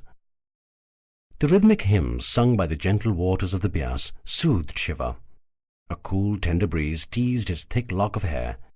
He rested his hand on the hilt of his scabbard as his mind swirled with persistent questions. Is Nandi really more than 100 years old? But that's impossible! And what the hell do these crazy Meluhans need me for anyway? And why in the name of the holy lake is my bloody throat still feeling so cold? Lost in his thoughts, Shiva did not realize that he had strayed off the road into a clearing. Staring him in the face was the most beautiful building he had ever seen. It was built entirely with white and pink marble. An imposing flight of stairs led up to the top of a high platform, which had been adorned by pillars around its entire circumference. The ornate roof was topped by a giant triangular spire, like a giant namaste to the gods. Elaborate sculptures were carved upon every available space on the structure. Shiva had spent many days in Meluha, and all the buildings he had seen so far were functional and efficient. However, this particular one was oddly flamboyant. At the entrance, a signpost announced, "Temple of Lord Brahma." The Meluhans appeared to reserve their creativity for religious places. There was a small crowd of hawkers around the courtyard in the clearing. Some were selling flowers, others were selling food, still others were selling assorted items required for a puja. There was a stall where worshippers could leave their footwear as they went up to the temple. Shiva left his shoes there and walked up the steps. Entering the main temple, he stared at the designs and sculptures, mesmerized by the sheer magnificence of the architecture. "What are you doing here?" Shiva turned around to find a pandit staring at him quizzically. His wizened face sported a flowing white beard matched in length only by his silvery mane. Wearing a saffron dhoti and angvastram, he had the calm, gentle look of a man who had already attained nirvana, but had chosen to remain on earth to fulfill some heavenly duties. Shiva realized that the pandit was the first truly old person that he had seen in Meluha. "I'm sorry. Am I not allowed in here?" asked Shiva politely. "Of course you are allowed in here. Everyone is allowed into the house of the gods." Shiva smiled.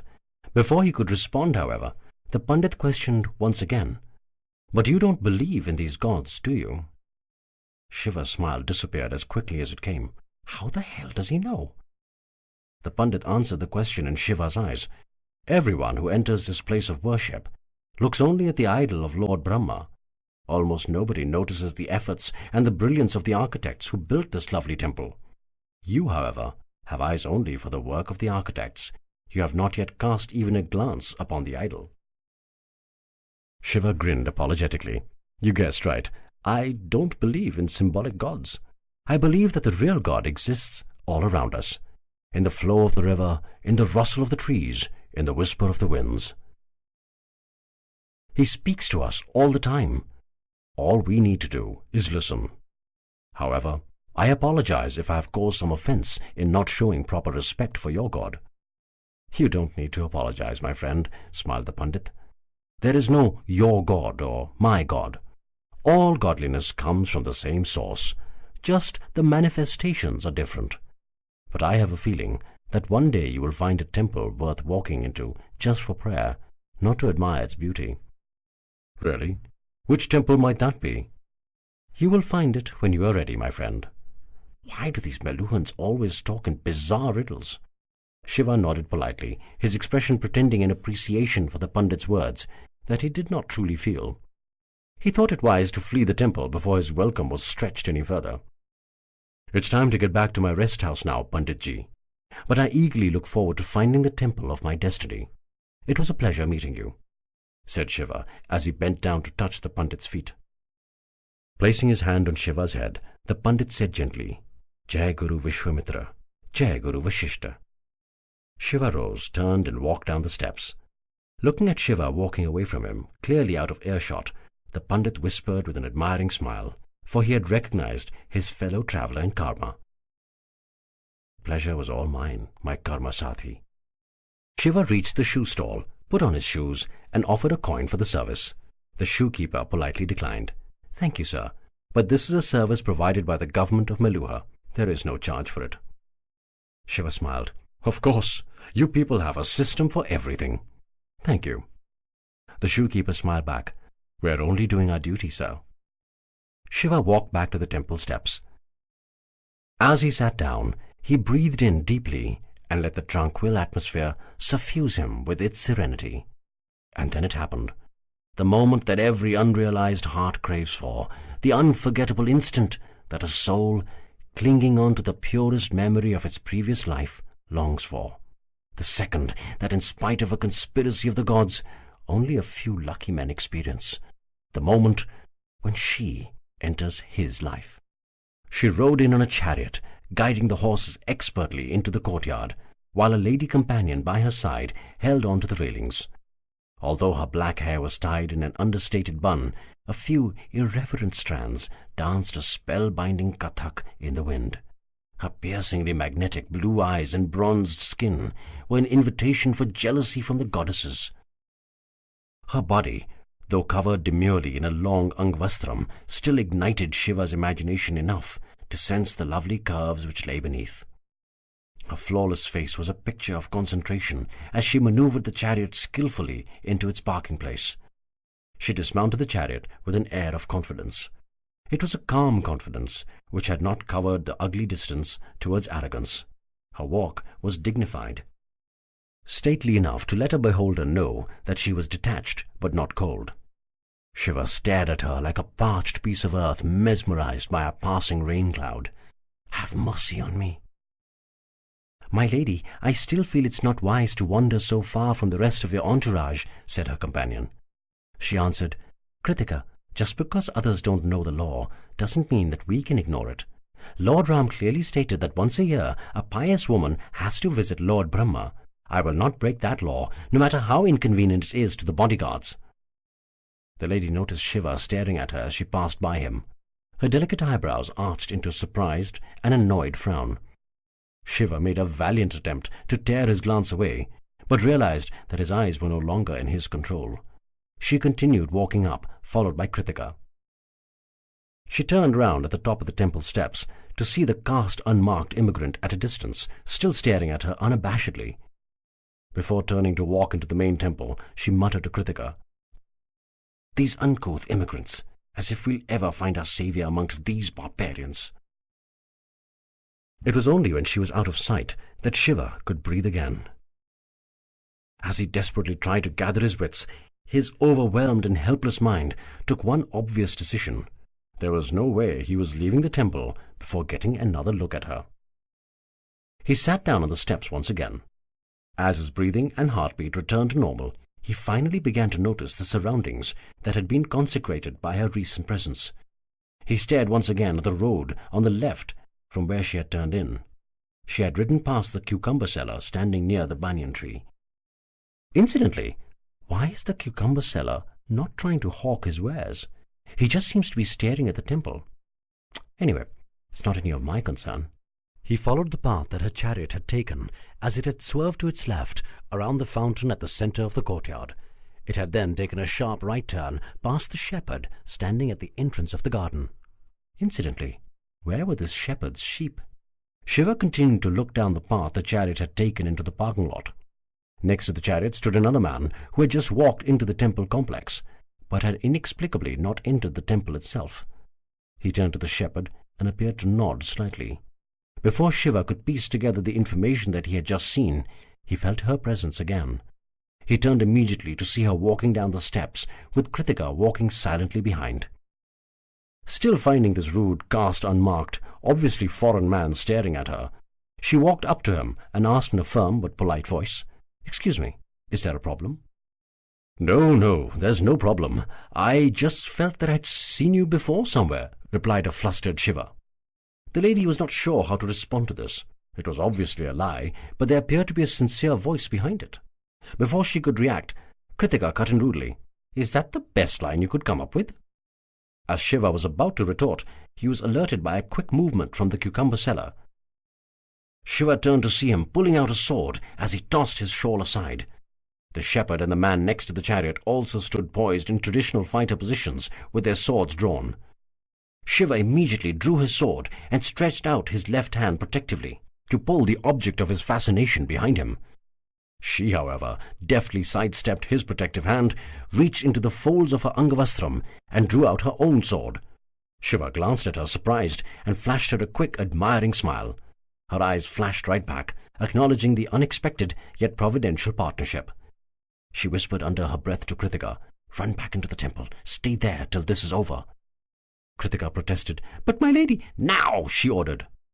Kritika turned and ran up the temple steps. Shiva and the lady stood back to back in a standard defensive partner position. They covered all the directions of any possible attack. The three attackers charged in. Two more jumped in from behind the trees to join the other three. Shiva raised his sword defensively as the shepherd came up close. Feigning a sideward movement to draw the shepherd into an aggressive attack, Shiva dropped his sword low. The shepherd should have been tempted to move in for a kill wound, and in response, Shiva would have quickly raised his sword and dug it deep into the shepherd's heart. The shepherd, however, moved unexpectedly.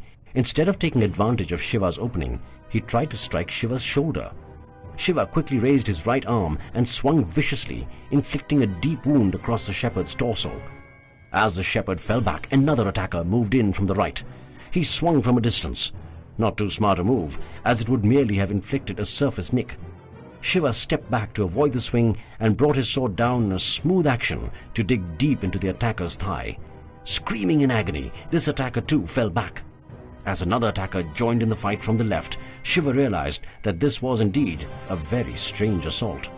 The attackers seemed to know what they were doing. They seemed to be good warriors, but they also seemed to be in a bizarre dance of avoidance. They did not appear to want to kill, merely injure.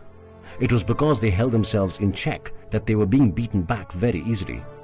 Shiva parried off another attack from the left and pushed his sword viciously into the man's shoulder. The man screamed in pain as Shiva pushed him off the blade with his left hand. Slowly but surely, the attackers were being worn out. They were suffering too many injuries to seriously carry on the assault for long. Suddenly, a giant of a man ran in from behind the trees, carrying swords in both hands. The man was cloaked in a black hooded robe from head to toe, while his face was hidden by a black mask shaped exactly like a human face. The only visible parts of his body were his large, impassive, almond-shaped eyes and strong, fleshy hands. He charged upon Shiva and the lady as he barked an order to his men. He was too large to battle with agility, but he compensated for his slow pace with his unusually skilled arms. Shiva registered from the corner of his eye that the other attackers were picking up the injured and withdrawing. The hooded figure was fighting a brilliant rearguard action as his men retreated. Shiva realized that the man's hood would impair his side vision. That was a weakness that could be exploited. Moving to the left, Shiva swung ferociously, hoping to peg him back so that the lady could finish the job from the other side. But his opponent was up to the challenge. As he stepped slightly back, he deflected Shiva's swing with a deft move of his right hand. Shiva noticed a leather band on the hooded figure's right wrist. It had a sharp symbol on it. Shiva swung his sword back, but the hooded figure moved aside effortlessly to avoid the blow. He pushed back a brutal flanking attack from the lady with his left hand. He was keeping just enough distance from Shiva and the lady to defend himself, while at the same time keeping them engaged in combat. All of a sudden, the hooded figure disengaged from the battle and stepped back. He began to tread backwards as he continued to point both his swords ahead, one at Shiva and the other at the lady. His men had all disappeared into the trees. As he reached a safe distance, he turned and ran behind his men. Shiva considered chasing him, but almost immediately decided against it. He might just rush into an ambush. Shiva turned to the lady warrior and inquired, "Are you all right?" "Yes, I am," she nodded before asking with a somber expression, "Are you injured?" "Nothing serious. I'll survive," he grinned. In the meantime, Kritika came running down the temple steps and asked breathlessly, "My lady, are you all right?" "Yes, I am," she answered, "thanks to this foreigner here." Kritika turned to Shiva and said, "Thank you very much. You have helped a very important woman." Shiva did not seem to be listening, though. He continued to stare at Kritika's mistress as if he was possessed. Kritika struggled to conceal a smile. The noblewoman averted her eyes in embarrassment, but said politely, "I am sorry, but I am quite sure that we have not met earlier." "No, it's not that," said a smiling Shiva. "It's just that in our society, women don't fight. You move your sword quite well for a woman." "Oh, hell, that came out all wrong." "Excuse me?" she said, a slightly belligerent tone in her voice, clearly upset about that "for a woman" remark. "You don't fight too badly either, for a barbarian." "Not too badly. I'm an exceptional sword fighter. Do you want to try me?" "Oh, bloody hell, what am I saying? I'm not going to impress her like this." Her expression resumed its detached, supercilious look once again. "I have no interest in dueling with you, foreigner." No, don't get me wrong. I didn't want to duel with you. I just wanted to tell you that I'm quite good at sword fighting. I'm good at other things as well. And it came out all wrong. I rather like the fact that you fought for yourself. You're a very good swordsman. I mean, a swordswoman. In fact, you're quite a woman," bumbled Shiva, losing the filter of judgment exactly at the time when he needed it the most. Kritika, with head bowed, smiled at the increasingly appealing exchange. Her mistress, on the other hand, wanted to chastise the foreigner for his highly inappropriate words, but he had saved her life. She was bound by the Meluhan code of conduct. "Thank you for your help, foreigner. I owe you my life, and you will not find me ungrateful. If you ever need my help, do call on me." "Can I call on you even if I don't need your help?" "Shit! What am I saying?" She glared at the caste-unmarked foreigner, who clearly did not know his place. With superhuman effort, she controlled herself, nodded politely, and said, "Namaste." With that, the aristocratic woman turned around to leave. Kritika continued to stare at Shiva with admiring eyes. However, on seeing her mistress leaving, she too turned hurriedly to follow. "At least tell me your name," said Shiva, walking to keep pace with her. She turned around, staring even more gravely at Shiva. "Look, how will I find you if I need your help?" asked Shiva sincerely. For a moment, she was out of words or a glare. The request seemed reasonable. She turned towards Kritika and nodded. "You can find us at Devagiri," answered Kritika. "Ask anyone in the city for Lady Sati." "Sati," said Shiva, letting the ethereal name roll over his tongue. "My name is Shiva." "Namaste, Shiva, and I promise you I will honor my word if you ever need my help," said Sati, as she turned and climbed into a chariot, followed by Kritika. Expertly turning the chariot, Sati urged her horses into a smooth trot. Without a backward look, she sped away from the temple. Shiva kept staring at the disappearing profile of the chariot. Once it was gone, he continued to stare at the dust with intense jealousy. It had been fortunate enough to have touched her. "I think I'm going to like this country." For the first time in the journey, Shiva actually looked forward to reaching the capital city of the Meluhans. He smiled and started towards the rest house. "Have to get to Devagiri, quickly." Chapter 4. Abode of the Gods. "What? Who attacked you?" cried a concerned Nandi as he rushed towards Shiva to check his wounds. "Relax, Nandi," replied Shiva. "You are in worse shape than I am after your adventure in the water. It's just a few superficial cuts, nothing serious. The doctors have already dressed the wounds. I'm all right." "I'm sorry, my lord. It's entirely my fault. I should never have left you alone. It will never happen again. Please forgive me, my lord." Pushing Nandi gently back onto the bed, Shiva said, "There's nothing to forgive, my friend. How can this be your fault? Please calm down. Getting overworked will not do your health any good." Once Nandi had calmed down a bit, Shiva continued, "In any case, I don't think they were trying to kill us. It was very strange." "Us?" "Yes, there were 2 women involved." "But who could these attackers be?" asked Nandi. Then, as a disturbing thought dawned on Nandi, did the attackers wear a pendant with a crescent moon on it? Shiva frowned. "No, but there was this one strange man, the best swordsman of them all. He was covered from head to toe in a hooded robe, his face veiled by a mask, the kind I've seen you people wear at that colour festival. What's it called? Holi, my lord?" "Yes, the holy kind of mask. In any case, you could only see his eyes and his hands. His only distinguishing feature was a leather bracelet with a strange symbol on it." "What symbol, my lord?" Picking up a palm leaf booklet and the thin charcoal writing stick from the side table, Shiva drew the symbol. Nandi frowned. "That's an ancient symbol that some people used for the word Om. But who would want to use this symbol now?" "Om?" asked Shiva. "My lord, Om is the holiest word in our religion. It is considered to be the primeval sound of nature, the hymn of the universe. It was so holy that for many millennia most people would not insult it by putting it down in written form." "Then how did this symbol come about?" "It was devised by Lord Bharat, a great ruler who had conquered practically all of India many thousands of years ago. He was a rare Chandravanshi who was worth respecting, and had even married a Suryavanshi princess with the aim of ending our perpetual war." "Who are the Chandravanshis?" asked Shiva. "Think of them as the very antithesis of us, my lord. They are the followers of the kings who are the descendants of the moon." "And they follow the lunar calendar?" "Yes, my lord. They are a crooked, untrustworthy and lazy people with no rules, morals or honor. They are cowards and never attack like principled Kshatriyas. Even their kings are corrupt and selfish. The Chandravanshis are a blot on humanity." "But what does the Om symbol have to do with this?" "Well, King Bharat came up with this symbol of unity between the Suryavanshis and the Chandravanshis. The top half in white represented the Chandravanshis, the bottom half in red represented the Suryavanshis. The part in orange coming out of the meeting of these two parts represented the common path.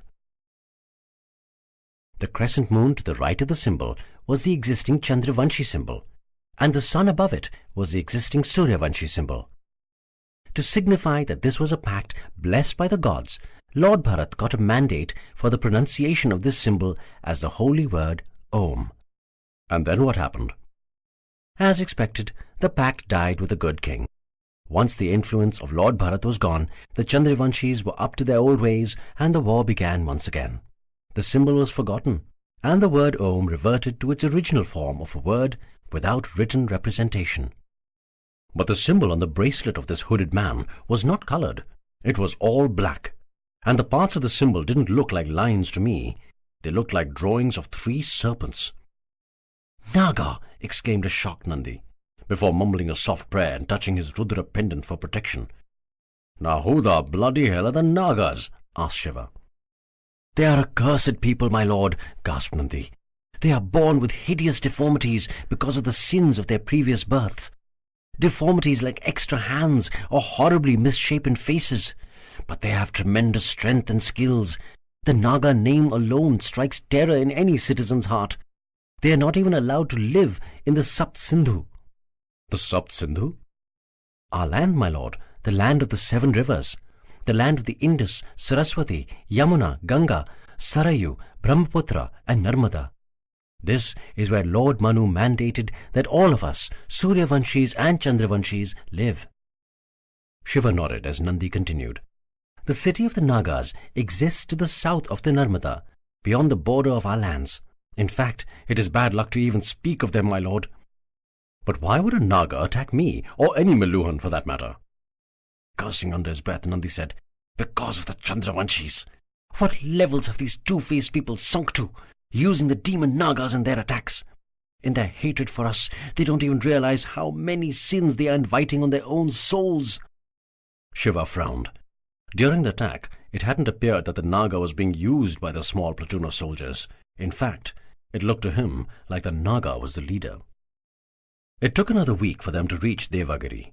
The capital city of the Meluhans stood on the west bank of the Saraswati, which emerged at the confluence of the Satluj and Yamuna rivers. Sadly, the Saraswati's flow was severely reduced compared to her once mighty size. But even in her abbreviated state, she was still massive and awe-inspiring. Unlike many of the tempestuous rivers of the Punjab, the Saraswati was achingly calm. The river seemed to sense that her days were coming to an end.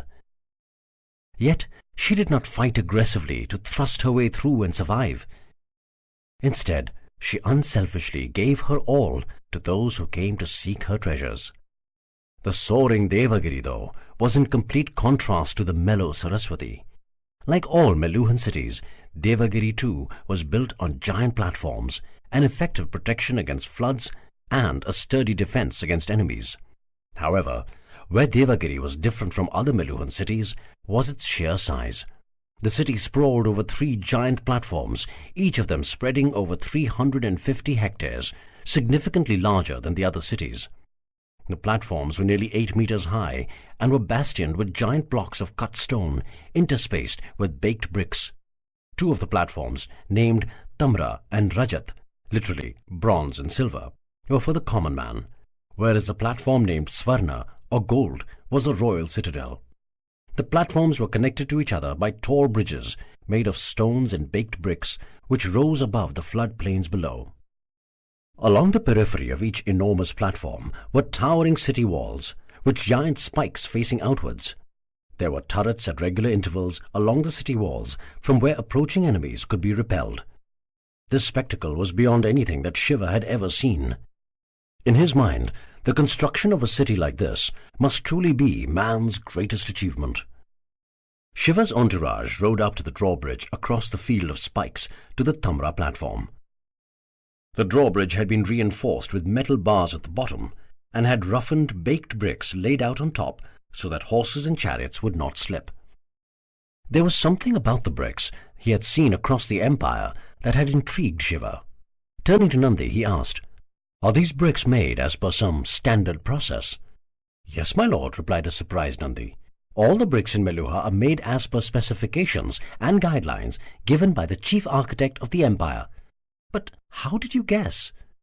They are all exactly the same dimension. Nandi beamed in pride at his empire's efficiency and his lord's power of observation. The platform rose at the end of the drawbridge, with a road spiralling up to the summit in one gentle turn, facilitating the passage of horses and chariots. In addition, there was a broad flight of stairs leading straight up the incline for pedestrians.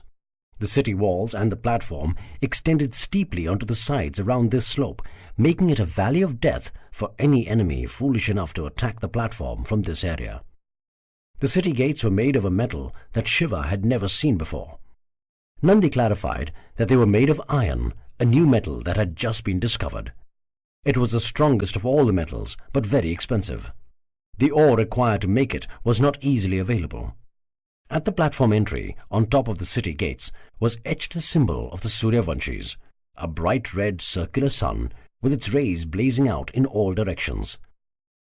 Below it was the motto that they lived by: Satya, Dharma, Man. Truth, duty, honor. Seeing just this much of the city had left Shiva awestruck. However, the sight that he witnessed at the top of the platform within the city gates was truly breathtaking, both in its efficiency and simplicity. The city was divided into a grid of square blocks by the paved streets. There were footpaths on the side for pedestrians, lanes marked in the street for traffic in different directions, and of course there were covered drains running through the center. All the buildings were constructed as standard two-storied block structures made of baked bricks. On top were wooden extensions for increasing the height of the building if required. Nandi clarified to Shiva that the structure of the buildings differed internally depending on their specific requirements. All windows and doors were built strictly on the side wall of buildings, never facing the main road. The blank walls that faced the main roads bore striking black line drawings depicting the different legends of the Suryavanshis, while the background was painted in the sober colors of grey, light blue, light green, or white. The most common background color, though, appeared to be blue. In the Meluhan mind, blue was the holiest color of them all. It was the color of the sky. It was just above green, the color of the earth, in the color spectrum. Meluhans, who liked to see some greater design in every act of nature, thought it was marvelous that blue was above green in the color spectrum, just as the sky was above the earth. The most recurring illustrations on the walls were about the great emperor, Lord Ram, his victories over his enemies, his subjugation of the wicked Chandravanshis. Incidents that proved his statesmanship and wisdom had been lovingly recreated. Lord Ram was deeply revered, and many Meluhans had come to worship him like a god. They referred to him as Vishnu, an ancient title for the greatest of the gods, meaning protector of the world and propagator of good. As Shiva learned from Nandi, the city was divided into many districts consisting of 4 to 8 blocks. Each district had its own markets, commercial and residential areas, temples, and entertainment centers. Manufacturing or any other polluting activity was conducted in separate quarters away from the districts. The efficiency and smoothness with which Devagiri functioned belied the fact that it was the most populous city in the entire empire. The last census just 2 years back had pegged the population of the city at 200,000. Nandi led Shiva and the 3 soldiers to one of the city's numerous guest houses, built for the many tourists that frequented Devagiri for both business and leisure. Tying up their horses in the designated area outside the guest house, the party walked in to register themselves and check into their rooms. The guest house had a style similar to the many that Shiva had seen throughout their journey. There was a central courtyard with the building built around it. The rooms were comfortably furnished and spacious. "My lord, it's almost time for dinner," said Nandi. "I will speak to the housekeeper and have some food arranged. We should eat early and get enough sleep, since our appointment with the emperor has been fixed at the beginning of the second prahar tomorrow." "Sounds like a good idea." "Also, if it's all right with you, shall I dismiss the soldiers and send them back to Srinagar?" "That also sounds like a good idea," said a smiling Shiva. "Why, Nandi, you're almost like a fount of brilliant ideas." Nandi laughed along with Shiva, always happy to be the cause of a smile on his lord's face. "I'll just be back, my lord." Shiva lay down on his bed and was quickly lost in the thoughts that really mattered to him. I'll finish the meeting with the Emperor as soon as humanly possible, give him whatever the bloody hell he wants, and then scour the city for Sati. Shiva had considered asking Nandi about the whereabouts of Sati, but had eventually decided against it. He was painfully aware that he had made a less than spectacular impression on her at their first meeting. If she hadn't made it easy for him to find her, it only meant that she wasn't terribly stirred by him. He didn't want to compound the issue by speaking casually about her to others. He smiled as the memory of her face came flooding back to him. He replayed the magical moments when he had seen her fighting. Not the most romantic of sights for most men of his tribe, but for Shiva it was divine. He sighed, recalling her soft, delicate body, which had suddenly developed brutal, killer qualities upon being attacked. The curves that had so captivated him swung smoothly as she transferred her weight to swing her sword. The sober, tied hair had swayed sensuously with each move of the sword arm. He breathed deeply. What a woman! It was early in the morning when Shiva and Nandi crossed the bridge between the Tamra and Svarna platform to reach the royal citadel. The bridge, another marvel of Meluhan engineering, was flanked on the sides by a thick wall. Holes had been drilled on the walls to shoot arrows or pour hot oil on enemies. The bridge was bisected by a massive gate, a final protection just in case the other platform was lost to an enemy. When they crossed over to the Svarna platform, Shiva was completely taken by surprise, not by the grandeur of the royal area, but by the lack of it. He was shocked by the fact that there was no opulence. Despite ruling over such a massive and wealthy empire, the nobility lived in a conspicuously simple manner. The structure of the royal citadel was almost exactly like the other platforms. There were no special concessions for the aristocrats. The same block structures that dominated all of Meluha were to be found in the royal citadel as well. The only magnificent structure was to the far right and sported the sign Great Public Bath. The bath also had a glorious temple to Lord Indra to the left. The temple, built of wood, stood on a raised foundation of baked bricks, its cupola plated with solid gold.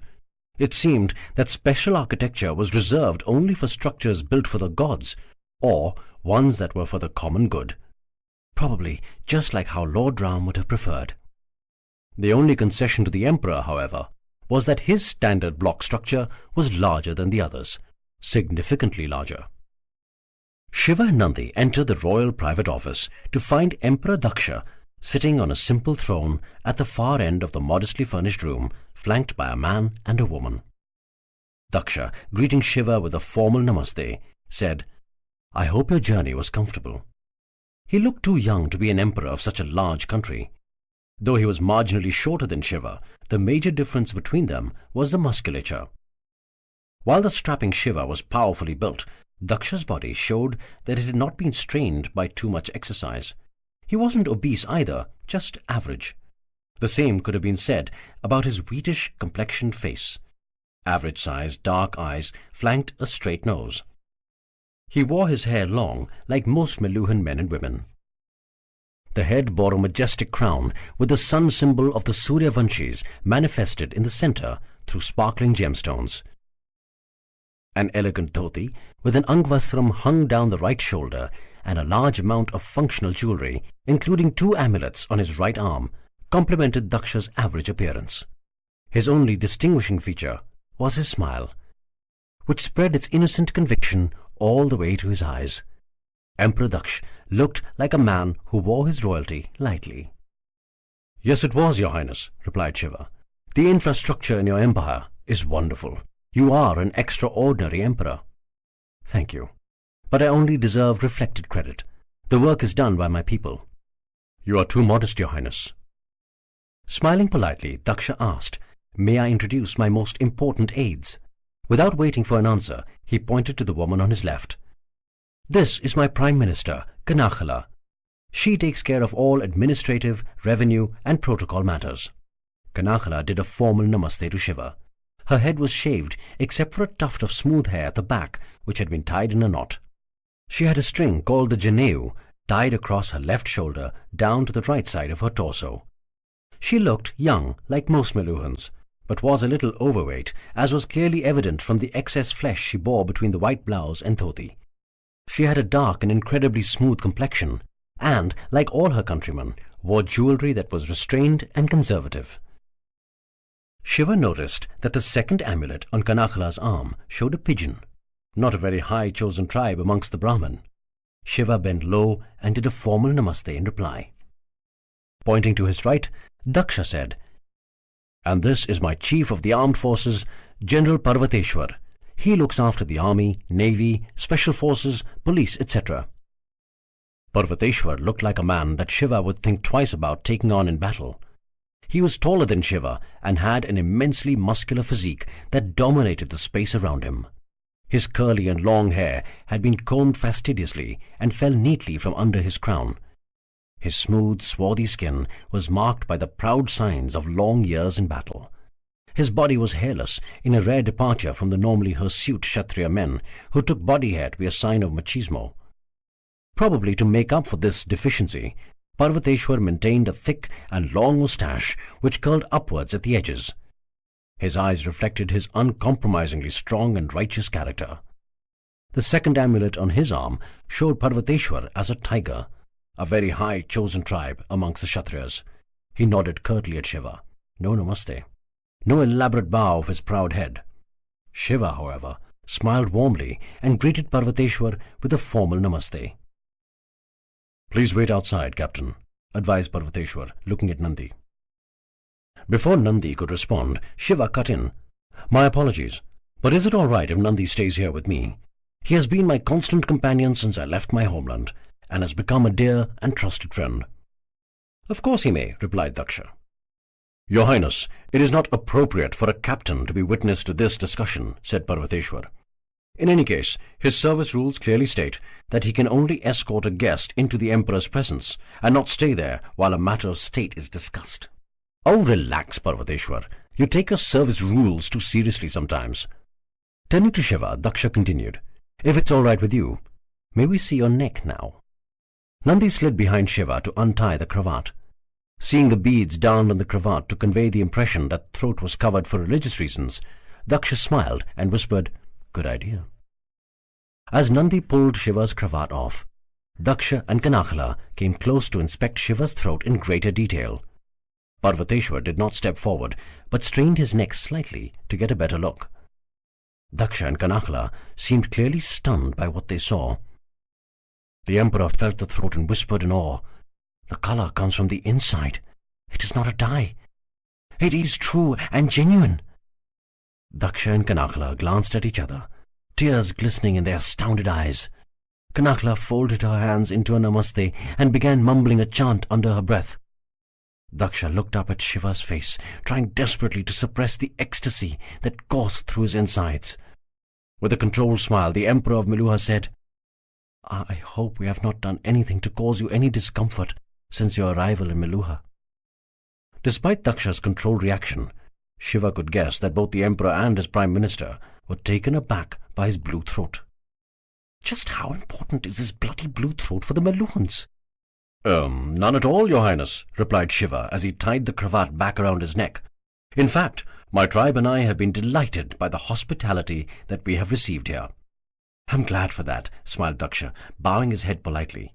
"You may want to rest a little bit, and we could talk in more detail tomorrow. Would you like to shift your residence to the royal citadel? It is rumoured that the quarters here are a little more comfortable." "That is a very kind offer, Your Highness." Daksha turned to Nandi and asked, "Captain, what did you say your name was?" "My name is Nandi, Your Highness." "You too are welcome to stay here. Make sure that you take good care of our honoured guest. Kanakhla, please make all the arrangements." "Yes, Your Highness." Kanakhla called in one of her aides, who escorted Shiva and Nandi out of the royal office. As Shiva exited the room, Daksha went down on his haunches with great ceremony and touched his head to the ground on which Shiva had just stood. He mumbled a prayer softly and stood up again to look at Kanakhla with tears in his eyes. Kanakhla's eyes, however, betrayed impatience and a touch of anger. "I didn't understand, Your Highness," glared Kanakhla. "The blue mark was genuine. Why did you not tell him?" "What did you expect me to do?" cried a surprised Daksha. "This is his second day in Devagiri. You want me to just accost him and tell him that he is the Nilkant, our savior? That he has been sent to solve all our problems? Well, if he has a blue throat, then he is the Nilkant, isn't he? And if he is the Nilkant, then he is our savior. He has to accept his destiny. An exasperated Parvateshwar interjected, I can't believe that we are talking like this. We are Meluhans. We are the Surya Vanshis. We have created the greatest civilization ever known to man, and some barbarian with no education, no skills, no merit is going to be our savior just because he has a blue throat? That is what the legend says, Parvateshwar, countered Kanakhla. Daksha interrupted both his ministers. Parvateshwar, I believe in the legend. My people believe in the legend. The Nilkant has chosen my reign to appear. He will transform all of India to the ideals of Meluha, a land of truth, duty, and honor. With his leadership, we can end the Chandravanshi crisis once and for all. All the agonies they inflict upon us will be over, from the terrorist attacks to the shortage of Somras to the killing of the Saraswati. Then why delay telling him, Your Highness? Asked Kanakhla. The more days we waste, the weaker becomes the resolve of our people. You know there was another terrorist attack just a few days back at a village not far from Hariappa. As our reaction becomes weak, our enemies become bolder, Your Highness. We must tell the Lord quickly and announce his arrival to our people. It will give us the strength to fight our cruel enemies. I will tell him, but I am trying to be more far-sighted than you. So far our empire has only faced the morale-sapping influence of fraudulent Nilkants. Imagine the consequences if people found out that the true Nilkant has come, but refuses to stand by us. First, we must be sure that he is willing to accept his destiny. Only then will we announce him to our people. And I think that the best way to convince him is to share the whole truth with him. Once he sees the unfairness of the attacks we face, he will fight with us to destroy evil. If that takes time, so be it. We have waited for centuries for the Nilkant. A few more weeks will not destroy us. Chapter 5. Tribe of Brahma. Shiva was walking in the verdant gardens of the royal guest house. His things were being moved into the royal guest house by Nandi and Kanakhla's efficient aid. Shiva sat down on a comfortable bench overlooking a bed of red and white roses. The charming cool breeze in the open gardens brought a smile to his face. It was early afternoon, and the garden was deserted. Shiva's thoughts kept going back to the conversation he had had with the emperor in the morning. Despite Daksha's controlled reaction, Shiva could understand that his blue throat was of great significance to the Meluhans, even to the emperor. It meant that the legend of the Nilkant, whatever it was not restricted to some small sect in Kashmir. If the emperor himself took it so seriously, all of Meluha must need the help of the Nilkant. But what the bloody hell do they want help for? They are so much more advanced than us. His thoughts were distracted by the sounds of a dhol, a percussion instrument, and some ghungroos, anklets worn by dancers. Someone seemed to be practicing in the garden. A hedge separated the dance pavilion from the rest of the garden. Shiva, himself a passionate dancer, would normally have stepped in to move to the rhythm of the beat. But his mind was too preoccupied. Some words floated in from the group that was dancing. "No, my lady, you must let yourself go," said a distinguished male voice. "It is not a chore that you have to do. Enjoy the dance. You are trying too hard to remember all the steps rather than letting the emotion of the dance flow through you." Then a lady's voice interjected. "My lady, Guruji is right. You are dancing correctly, but not enjoying it. The concentration shows on your face. You have to relax a little bit." "Let me get the steps right first, then I can learn to enjoy them." The last voice made Shiva's hair stand up on end. It was her. It was Sati. He quickly got up and followed the sound of the voices. Coming up from behind the hedge, he saw Sati dancing on a small platform. She had her hands raised rigidly to her sides as she enacted the various movements of the dance. She danced in accordance with the steps first to the left and then to the right. She moved her shapely hips to the side and placed her hands precisely on her waist to convey the mood of the dance. He was mesmerized once again. However, he did notice that though Sati was dancing all her steps correctly, the Guruji was right. She was moving in a mechanical manner. The uninhibited surrender that is characteristic of a natural dancer was absent. The varying emotions of bliss and anger of the story being told were missing in her moves. And unlike a proficient dancer, Sati wasn't using the entire platform. Her steps were small, which kept her movements constricted to the center. The dance teacher sat facing her and playing on a dhol to give Sati her beats. Her companion Kritika sat to the right. It was the dance teacher who noticed Shiva first and immediately stood up. Sati and Kritika turned around as well and were clearly astonished to find Shiva standing in front of them. Unlike Sati, Kritika could not control her surprise and blurted out, "Shiva?" Sati, in a characteristic, composed and restrained manner, asked sincerely, "Is everything all right, Shiva? Do you need my help for something?" "How have you been? I've missed you. Don't you ever smile?" Shiva continued to stare at Sati, the words running through his mind, not on his lips. A smiling Kritika looked at Sati for her reaction. An even more serious Sati repeated, very politely, "Can I help you with something, Shiva?" No, I don't need any help," replied Shiva, as reality seemed to enter his consciousness once again. "I just happened to be in the area and heard your dancing. I mean, your talk. Your dance steps were not so hard that I could hear it. You were dancing very accurately. Actually, technically, it was all—" Kritika interjected. "You know a bit about dancing, do you?" "Oh, not much, just a little," said Shiva to Kritika with a smile, before turning rapidly back to Sati. "My apologies, Sati, but Guruji is right. You were being far too methodical. As they say in the land that I come from, the mudras and the kriyas were all technically correct, but the bhav, or emotion, was missing. And a dance without bhav is like a body without a soul. When the emotions of the dancer participate, she would not even need to remember the steps. The steps come on their own. The bhav is something that you cannot learn. It comes to you if you can create the space in your heart for it." Sati listened patiently to Shiva without saying a word. Her eyebrows were raised slightly as the barbarian spoke. How could he know more than a Surya Vanshi about dancing? But she reminded herself that he had saved her life. She was duty-bound to honor him. Kritika, however, took offense at this caste unmarked foreigner, pretending that he knew more about dancing than her mistress. She glowered at Shiva. "You dare to think that you know more than one of the best dancers in the realm?" Shiva gathered that he may have caused some offense. He turned to Sati in all seriousness. "I am terribly sorry. I didn't mean to insult you in any way. Sometimes I just keep talking without realizing what I'm saying." No, replied Sati. "You did not insult me. Perhaps you are right. I don't feel the essence of the dance as much as I should. But I am sure that with Guruji's guidance, I will pick it up in due time." Seizing his chance to impress Sati, Shiva said, "If it is all right with you, may I perform the dance? I'm sure that I'm not as technically correct as you, but perhaps there may be something in the sentiment that will guide me through the correct steps."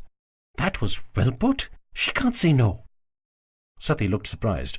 This was unexpected. Okay," she managed to say. A delighted Shiva immediately moved to the center of the stage. He took off the angvastram covering his upper body and tossed it aside. Kritika's quick anger at the perceived insult to her mistress was forgotten quickly as she sighed at Shiva's rippling physique. Sati, though, began to wonder how Shiva would bend such a muscular body into the contortions that were required for this style of dancing. Flexibility was usually sacrificed by a human body at the altar of strength.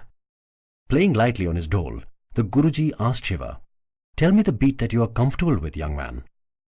Shiva folded his hands into a namaste, bent low and said, "Guruji, could you just give me a minute, please? I need to prepare for the dance." Dancing was something Shiva knew as well as warfare. Facing east, he closed his eyes and bowed his head slightly.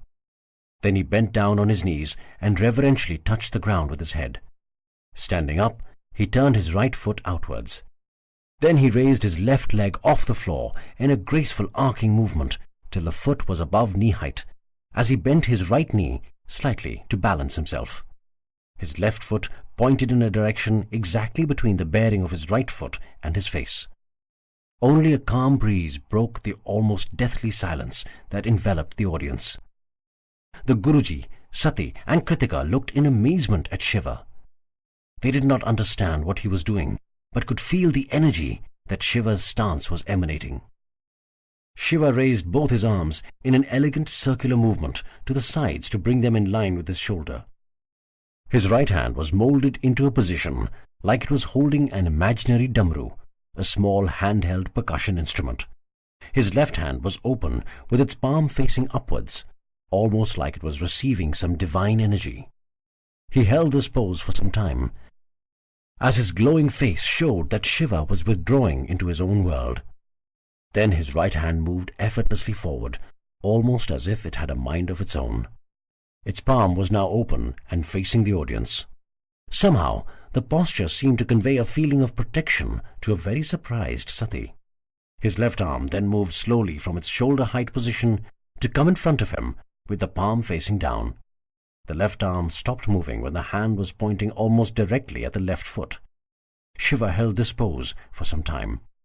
And then began the dance. Sati stared in wonder at Shiva. He was performing the same steps as her, yet it looked like a completely different dance. His hands moved effortlessly as his body moved almost magically. How could a body this muscular also be flexible? The Guruji tried helplessly to get his dhol to give Shiva the beats, but clearly that wasn't necessary, for it was Shiva's feet which were leading the beat for the dhol. The dance conveyed the various emotions of a woman. At the beginning, it conveyed her feelings of joy and lust as she cavorted with her husband. Then it conveyed her fury and pain on the wrongful death of her mate. Even with Shiva's rough masculine body, he managed to convey the tender yet strong emotions of a grieving woman. Shiva's eyes were open, but the audience realized that he was oblivious to them. Shiva was in his own world. He did not dance for the audience. He did not dance for appreciation. He did not dance for the music. He danced only for himself. Rather, it almost seemed like his dance was guided by a celestial force. Sati realized that Shiva was right. He had opened himself, and the dance had come to him. After what seemed like an eternity, the dance came to an end, with Shiva firmly shutting his eyes. He held the final pose for a long time as the glow slowly left him. It was almost like he was returning to this world. Shiva gradually opened his eyes to find Sati, Kritika, and the Guruji gaping at him in complete awe. The Guruji was the first to find his voice. "Who are you?" "I am Shiva." No, not the body. I mean, who are you?" Shiva crooked his eyes together in a frown and repeated, "I am Shiva." "Guruji, may I ask a question?" asked Sati. "Of course you may." Turning to Shiva, Sati asked, "What was that you did before the dance? Was it some kind of preparatory step?" "Yes, it's called the Natraj pose, the pose of the Lord of Dance." "The Natraj pose, what does it do?" "It aligned my energy to the universal energy so that the dance emerges on its own." "I don't understand." "Well, it's like this. Amongst our people, we believe that everything in the world is a carrier of Shakti, or energy. The plants, animals, objects, our bodies, everything carries and transmits energy. But the biggest carrier of energy that we are physically in touch with is Mother Earth herself, the ground that we walk on." "What does that have to do with your dance?" "For anything that you do, you need energy. You have to source the energy around you. The energy comes from people, from objects, from Mother Earth herself. You have to ask for that energy respectfully." "And your Natraj pose helps you access any energy that you want?" asked the Guruji. "It depends on what I want the energy for. The Natraj pose helps me ask respectfully for energy for a dance that wants to come to me. If I wanted the energy for a thought to come to me, I would have to sit cross-legged and meditate." "It seems that the energy favors you, young man," said the Guruji. "You are the Natraj, the Lord of Dance." "Oh no," exclaimed Shiva. "I am just the medium of the boundless Natraj energy. Anyone can be the medium." "Well then, you are a particularly efficient medium, young man," said the Guruji. Turning to Sati, he said, "You don't need me if you have a friend like him, my child. If you want to be taught by Shiva, it would be my honor to excuse myself." Shiva looked at Sati expectantly. This had gone much better than he had expected. "Say yes, damn it!" Sati, however, seemed to withdraw into herself. Shiva was startled to see the first signs of vulnerability in this woman. She bowed her head, an act which did not suit her proud bearing, and whispered softly, "I mean no disrespect to anyone, but perhaps I do not have the skills to receive training of this level." "But you do have the skill," argued Shiva. "You have the bearing, you have the heart. You can very easily reach that level." Sati looked up at Shiva, her eyes showing just the slightest hint of dampness. The profound sadness they conveyed took Shiva aback. "What the hell is going on?" "I am very far from any level, Shiva," mumbled Sati. As she said that, Sati found the strength to control herself again. The politely proud manner returned to her face. The mask was back. "It is time for my puja. With your permission, Guruji, I must leave." She turned towards Shiva.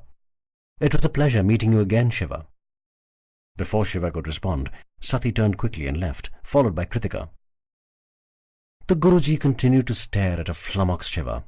At length, he bent low with a formal namaste towards Shiva and said, "It has been my life's honor to see you dance." Then he too turned and left. Shiva was left wondering at the inscrutable ways of the Meluhans. It was late in the morning the next day when Shiva and Nandi entered the private royal office to find Daksha, Parvateshwar and Kanahla waiting for him.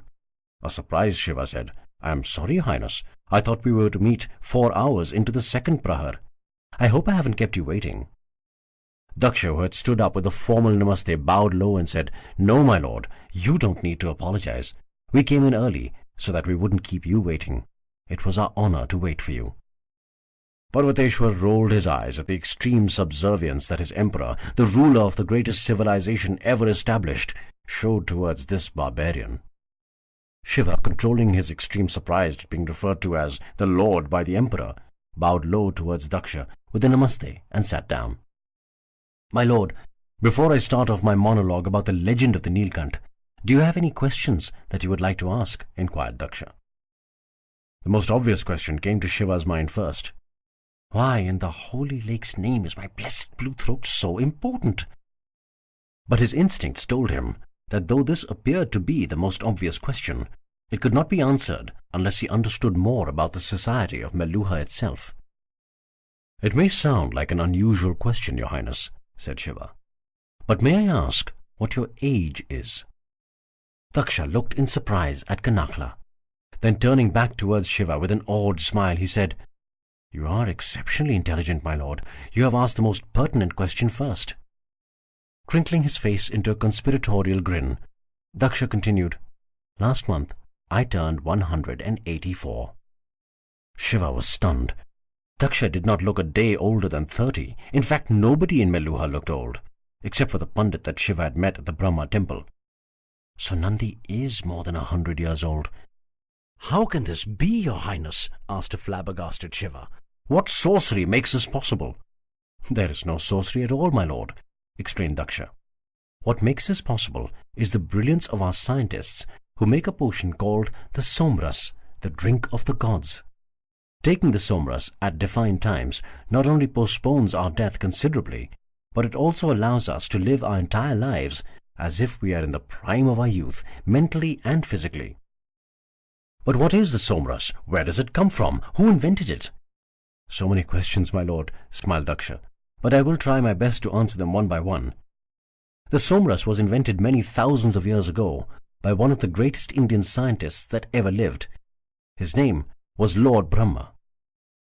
I think there's a temple dedicated to him that I visited on the way to Devagiri, at a place named Meru?" "Yes, my lord. That is where he is said to have lived and worked. Lord Brahma was a prolific inventor, but he never took any of the benefits of his inventions for himself. He was always interested in ensuring that his inventions were used for the good of mankind.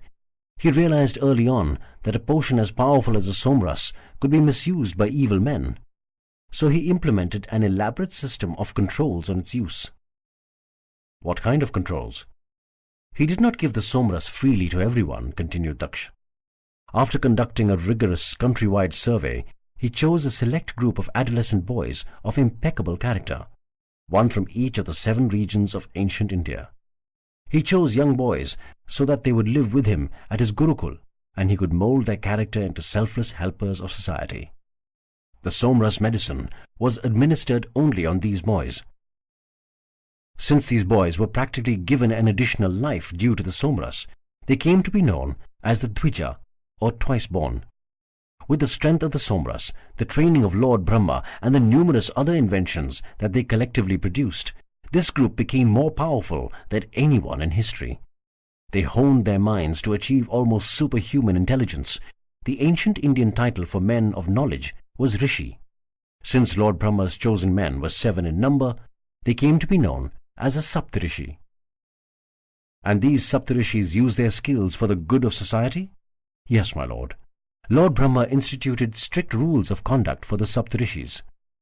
They were not allowed to rule or to practice any trade, essentially anything that would have caused them personal gain. They had to use their skills to do the task of priests, teachers, doctors, amongst other intellectual professions, where they could use their powers to help society. They were not allowed to charge anything for their services and had to live on alms and donations from others. Tough service rules, joked Shiva, with a slight wink at Parvateshwar. Parvateshwar did not respond, but Daksha, Kanakla, and Nandi guffawed loudly. Shiva took a quick look at the prahar lamp by the window. It was almost the 3rd prahar, the time that Sati would probably come out to dance. But they followed their code of conduct strictly, my lord, continued Daksha. Over time, as their responsibilities grew, the Saptarishis selected many more people to join their tribe. Their followers swore by the same code that the Saptarishis lived by, and were also administered the Somras. They devoted their lives to the pursuit of knowledge and for the well-being of society, without asking for any material gain in return. It is for this reason that society accorded these people almost devotional respect. Over the ages, the Saptarishis and their followers came to be known as the tribe of Brahma, or simply the Brahmins. But as it usually happens with all good systems over long periods of time, some people stopped following the Brahmin code, right? Absolutely, my lord, answered Daksha, shaking his head at the all-too-familiar human frailty. As many millennia went by, some of the Brahmins forgot the strict code that Lord Brahma had enforced and the Saptarishis propagated. They started misusing the awesome powers that the Somras gave them for their own personal gains. Some Brahmins started using their influence over a large number of people to conquer kingdoms and start ruling. Some Brahmins misused other inventions of the Saptarishis and Lord Brahma to accumulate fabulous wealth for themselves. And some of the Brahmins, interjected Kanakla with a particular sense of horror, even rebelled against the Saptarishi Uttradhikaris. Saptarishi Uttradhikaris? Inquired Shiva. They were the successors to the Saptarishis, my lord, clarified Kanakla. When any of the Saptarishi knew that he was coming to the end of his mortal life, he would appoint a man from his Gurukul as his successor. This successor was treated for all practical purposes like the Saptarishi himself. So rebelling against the Saptarishi Uttradhikaris was like rebelling against the Saptarishi themselves. Yes, my lord, answered Kanakla. And the most worrying part of this corruption was that it was being led by the higher chosen tribe Brahmins like the eagles, peacocks, and the swans. In fact, due to their higher status, these chosen tribes were actually not even allowed to work under the Kshatriyas and Vaishyas, lest they get enticed by the lure of the material world. Yet they succumbed to the temptations of evil before anyone else. And chosen tribes like yours, the pigeons, remained loyal to the old code despite working for the Kshatriyas? Asked Shiva. Yes, my lord, replied Kanakla, her chest puffed up with pride. The town bell, indicating the beginning of the 3rd prahar, sounded out loudly. All the people in the room, including Shiva, said a quick short prayer, welcoming the new time chapter. Shiva had learned some of the ways of the Meluhans.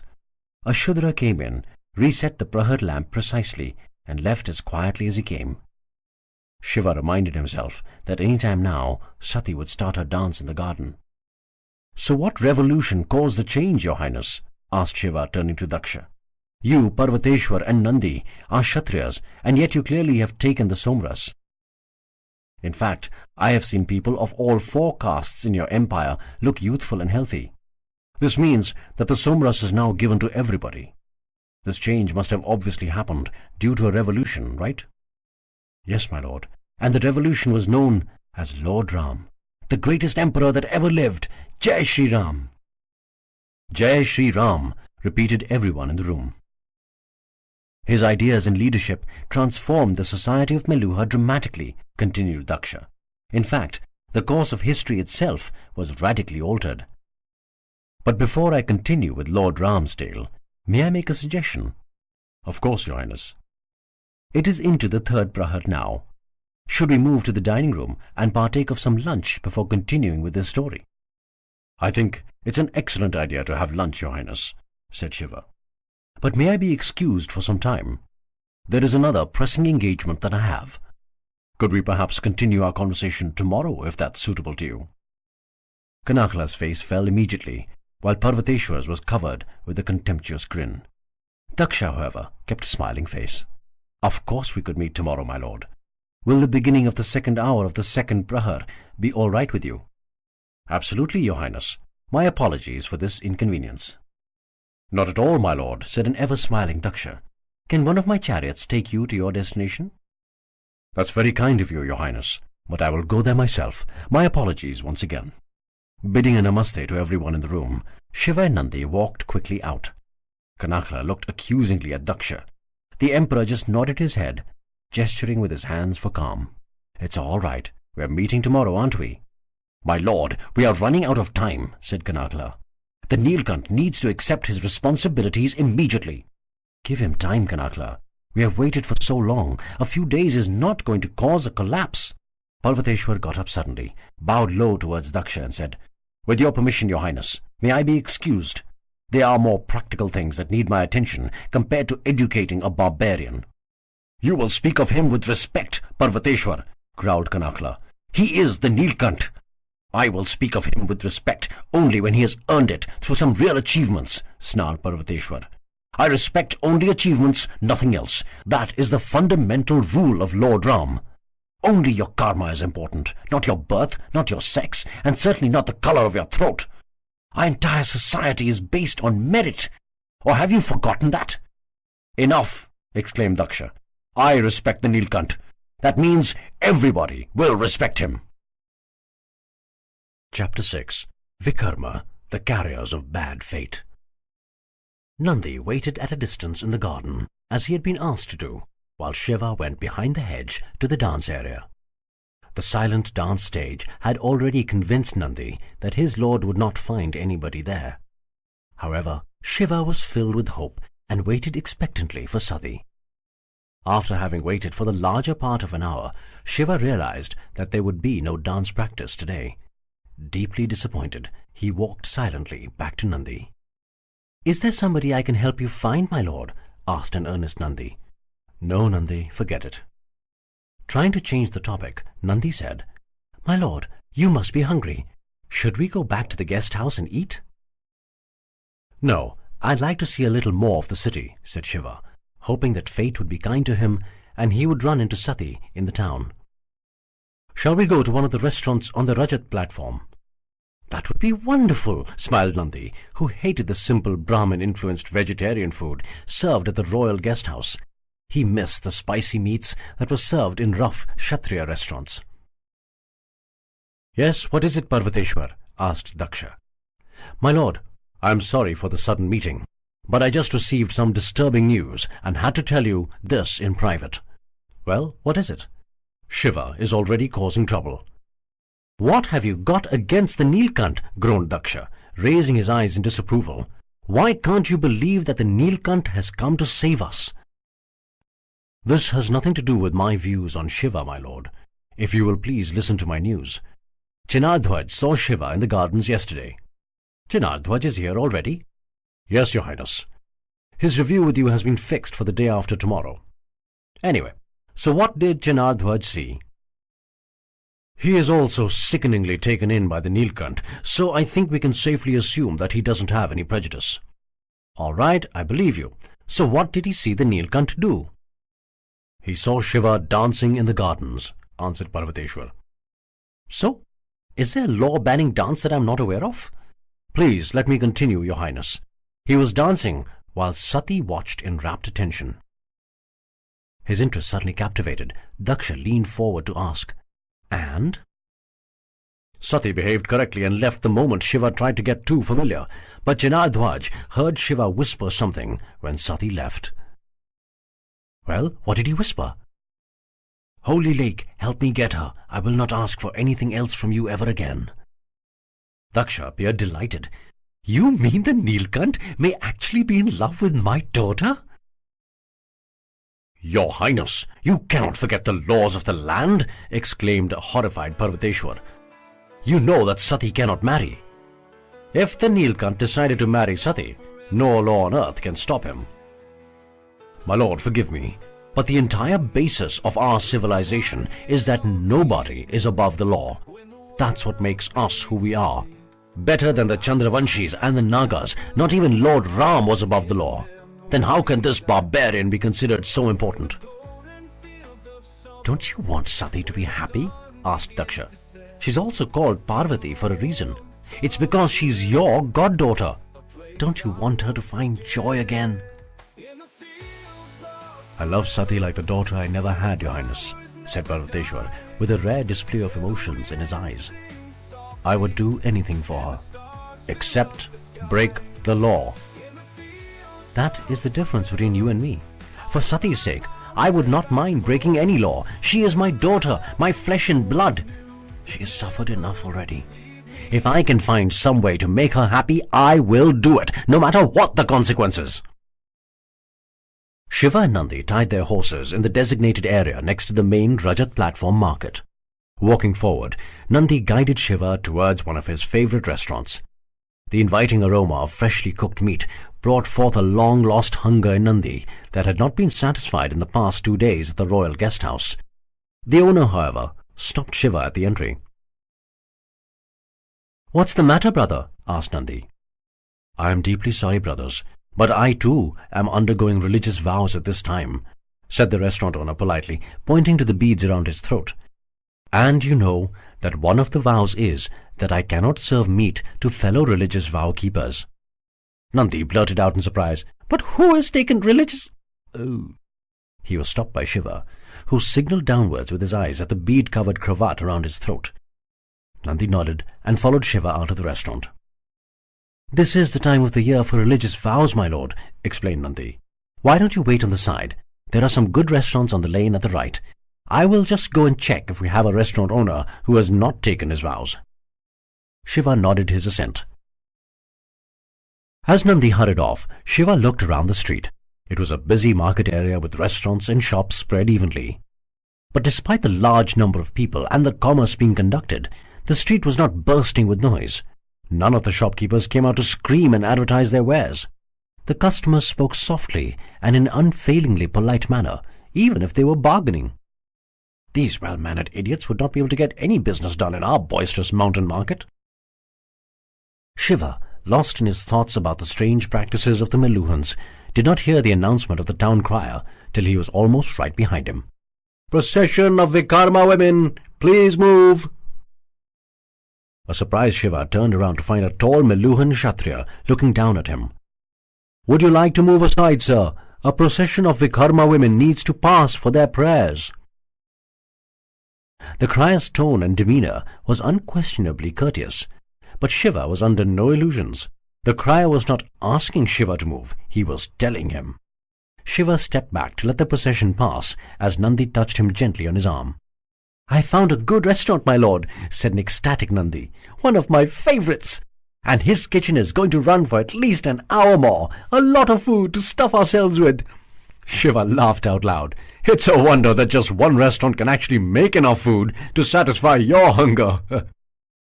Nandi laughed along good-naturedly as Shiva patted his friend on the back. As they turned and walked into the lane, Shiva asked, "Who are Vikarma women?" "Vikarma people, my lord," said Nandi, sighing deeply, "are people who have been punished in this birth for the sins of their previous birth. Hence, they have to live this life out with dignity and tolerate their present sufferings with grace. This is the only way they can wipe their karma clean of the sins of their previous birth.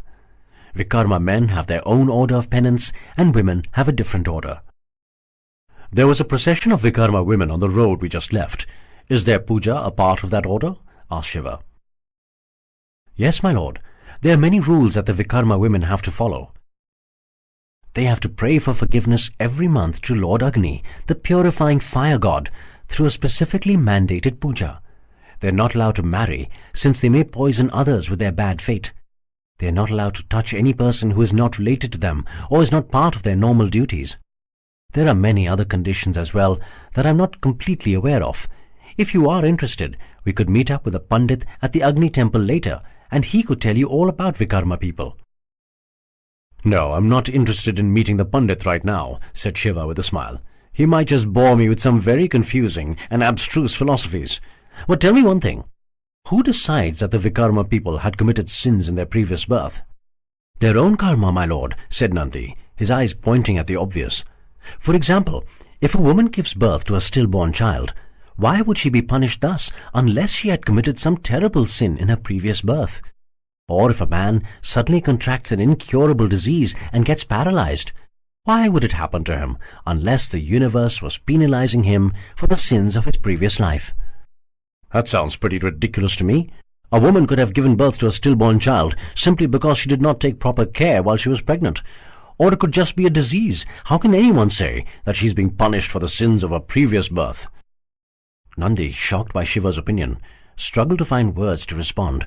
He was a Meluhan and deeply believed in the concept of karma being carried over many births. He mumbled softly, "It's the law, my lord." Well, to be honest, it sounds like a rather unfair law to me. Nandi's crestfallen face showed that he was profoundly disappointed that Shiva did not understand such a fundamental concept about Meluha. But he also kept his counsel for fear of opposing what Shiva had said. After all, Shiva was his lord. Seeing a dejected Nandi, Shiva patted him gently on the back. "Nandi, that was just my opinion. If the law works for your people, I'm sure there must be some logic to it. Your society might be a little strange at times, but it has some of the most honest and decent people I have ever met." As a smile returned almost instantly to Nandi's face, his whole being was overcome by his immediate problem, his debilitating hunger. He entered the restaurant as a man on a mission, with Shiva chuckling softly behind. A short distance away on the main road, the procession of Vikarma women walked silently on. They were all draped in long angvastrams, which were dyed in the holy blue color. Their heads were bowed low in penitence, their puja thalis, or prayer plates, full of offerings to Lord Agni. The normally quiet market street became almost deathly silent as the pitiful women lumbered by. At the center of the procession, unseen by Shiva, with her head bowed low draped in a blue angavastram that covered her from head to toe, her face a picture of resigned dignity, trudged the forlorn figure of Sati. "So, where were we, my lord?" said Daksha as Shiva and Nandi settled down in his private office the next morning. "We were about to discuss the changes that Lord Ram brought about, Your Highness, and how he defeated the rebellion of the renegade Brahmins," answered Shiva. "That's right," said Daksha. "Lord Ram did defeat the renegade Brahmins, but in his view the core problem went deeper. It wasn't just an issue of some Brahmins who did not follow the code. The problem was a conflict between a person's natural karma and what society forced him to do." "I didn't understand, Your Highness." "If you think about it, what was the essential problem with the renegade Brahmins? Some of them wanted to be Kshatriyas and rule. Some of them wanted to be Vaishyas, make money and live a life of luxury. However, their birth confined them to being Brahmins." "But I thought that Lord Brahma decreed that people became Brahmins through a competitive examination process," said Shiva. "That is true, my lord, but over time this process of selection lost its fairness. Children of Brahmins became Brahmins, children of Kshatriyas became Kshatriyas, and so on. The formal system of selection soon ceased to exist. A father would ensure that his children got all the resources and support needed to grow up and become a member of his own caste. So the caste system became rigid." "So did that also mean that there could have been a person talented enough to be a Brahmin, but if he was born to Shudra parents, he would not get the opportunity to become a Brahmin?" asked Shiva. "Yes, Shiva," said Parvateshwar, speaking for the first time to Shiva. He noticed that Parvateshwar did not fawn over him and call him Lord. In Lord Ram's view, any society that conducted its transactions based on anything besides merit could not be stable. His view was that a person's caste should be decided only on that person's karma, not his birth, not his sex. No other reason should interfere. That is nice in theory, Parvateshwar, argued Shiva. But how do you ensure it in practice? If a child is born in a Brahmin family, he would get the upbringing and resources which would be different from that of a child born in a Shudra family. So this child would grow up to be a Brahmin, even if he was less talented than the Shudra boy. Isn't this unfair to the child born in the Shudra family? Where is the merit in this system? That was the genius of Lord Ram, Shiva, smiled Parvateshwar. He was, of course, a brave general, a brilliant administrator, and a fair judge. But his greatest legacy is a system he created to ensure that a person's karma is determined only by his abilities, nothing else. That system is what has made Meluha what it is, the greatest nation in history. You can't underestimate the role that Somras has played, Parvateshwar, said Daksha. Lord Ram's greatest act was to provide the Somras to everyone. The elixir is what makes Meluhans the smartest people in the universe. The Somras is what has given us the ability to create this remarkable and near-perfect society. Begging your pardon, Your Highness, said Shiva before turning back to Parvateshwar. But what was the system that Lord Ram set up? The system is simple, said Parvateshwar. As we agreed, the best society is when a person's caste is decided only by his abilities and karma, not by any other factor. Lord Ram created a practical system that ensured this. All children that are born in Meluha are compulsorily adopted by the empire.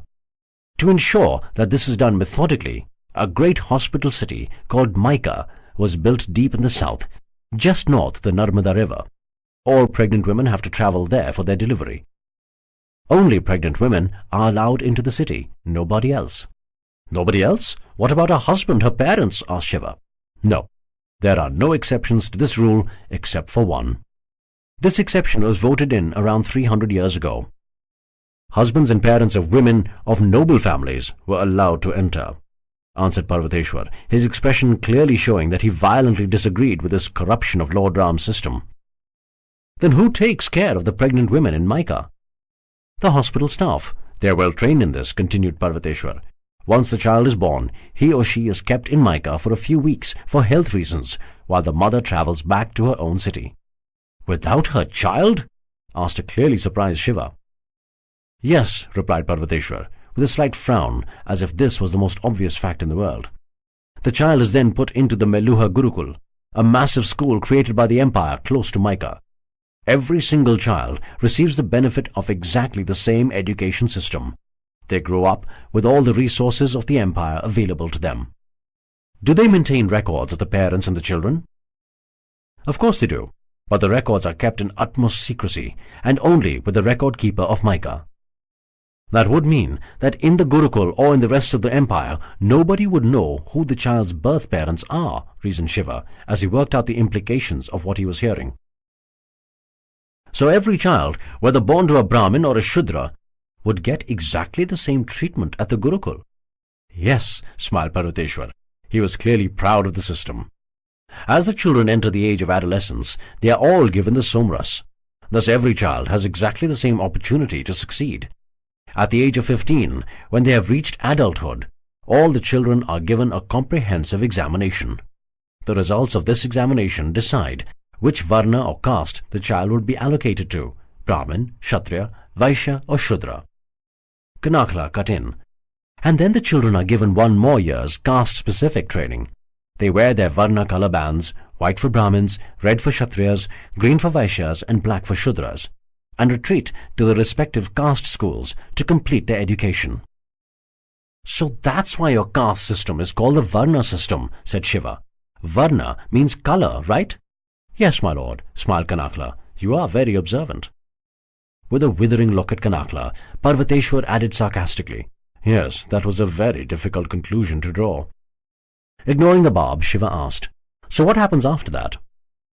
When the children turn 16, they are allocated to applicant parents from their caste. For example, if some Brahmin parents had applied to adopt a child, one randomly chosen student from Myka, who had won the Brahmin caste in the examination, will be allotted to them.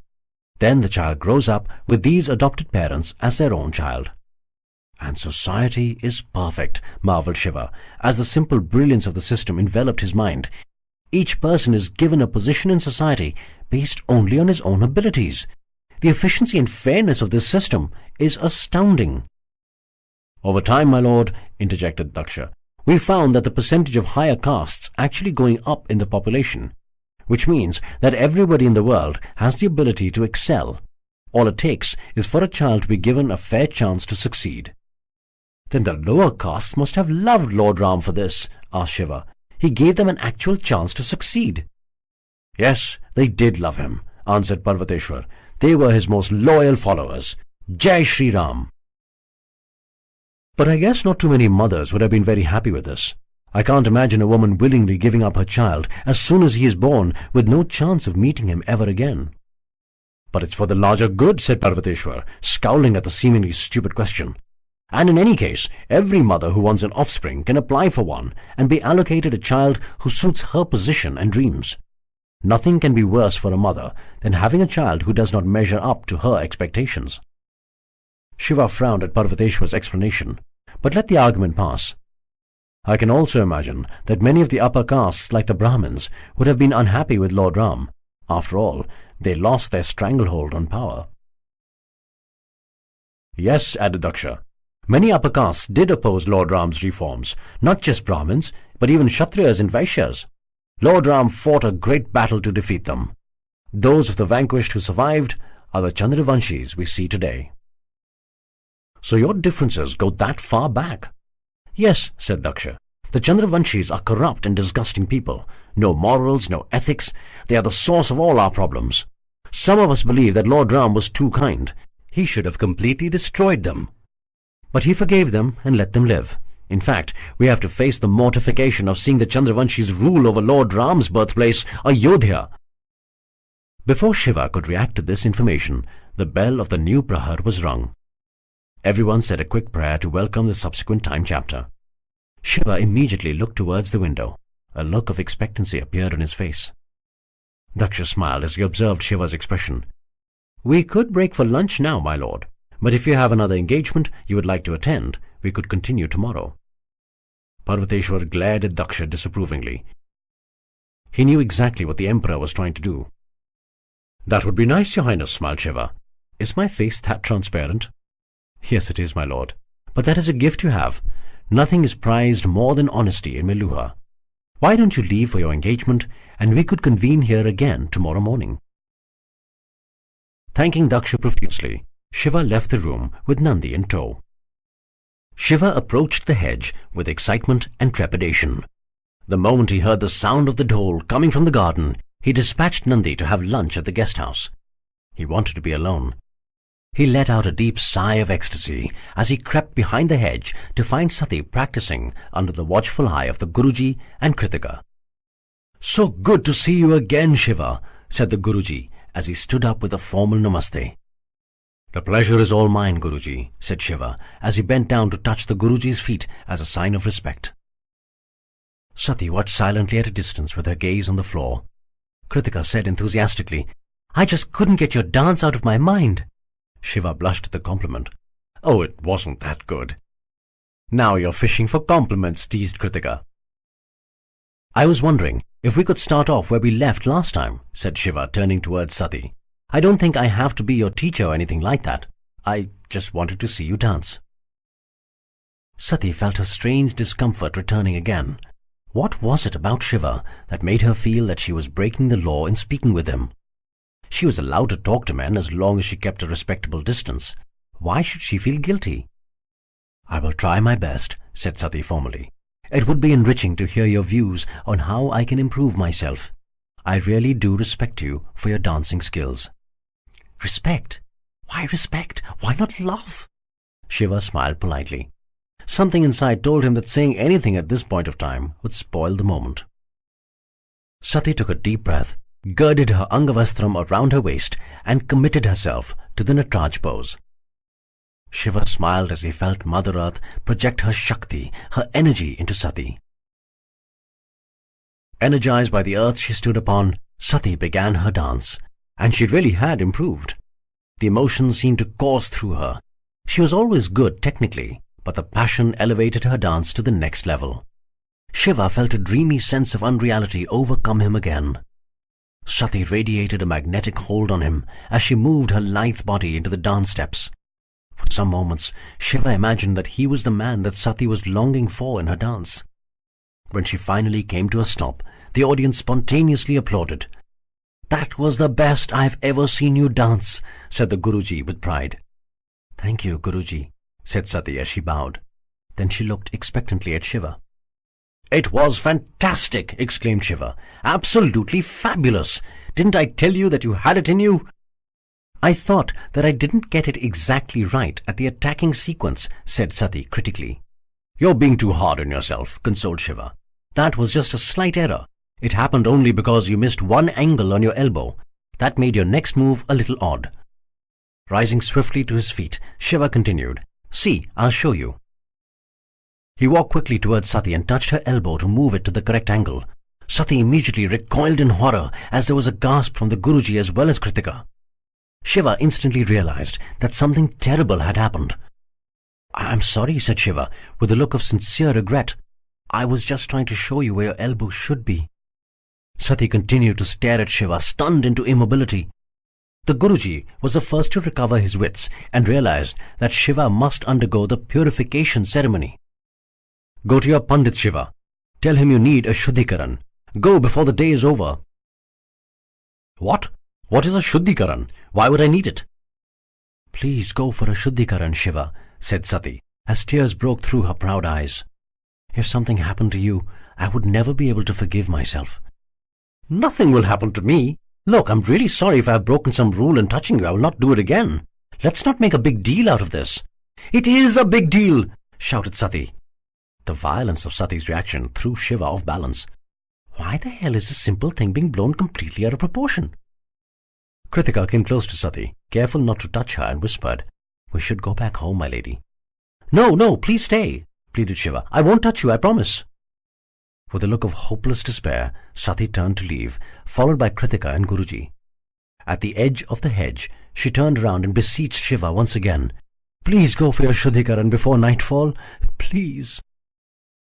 At the look of uncomprehending mutiny on Shiva's face, the Guruji advised, "Listen to her, Shiva. She speaks for your own good." "What bloody nonsense!" yelled Shiva, as his disturbed thoughts finally broke through his desperate efforts at silent acceptance. He was lying in his bedroom at the royal guest house. He had not undergone the Shuddhikaran. He had not even bothered to find out what the ceremony was. "Why would I need to be purified for touching Sati? I want to spend all my remaining years touching her in every possible way. Am I going to keep on undergoing a Shuddhikaran every day? Bloody ridiculous!"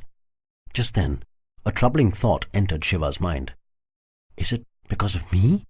Am I not allowed to touch her because I am caste unmarked, an inferior barbarian?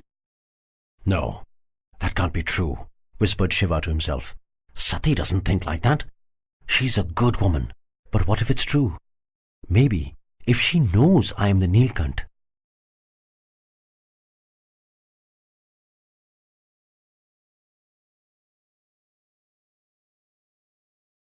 Chapter 7. Lord Ram's Unfinished Task. "You seem to be a little distracted this morning, my lord. Are you all right?" asked a concerned Daksha. Said Shiva as he looked up. "I'm sorry, Your Highness, I was a little distracted." Daksha looked with a concerned expression at Kanakla. He had seen a similar look of despair on Sati's face at dinner the previous night, but she had refused to say anything. "Do you want to meet later?" asked Daksha. "Of course not, Your Highness. It's all right. My apologies. Please continue," said Shiva. "Well," continued the concerned Daksha, "we were talking about the changes that Lord Ram brought about in society."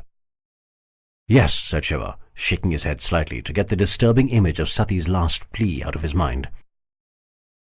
"The mica system worked fantastically well. Our society boomed. Ours was always one of the wealthiest lands on earth.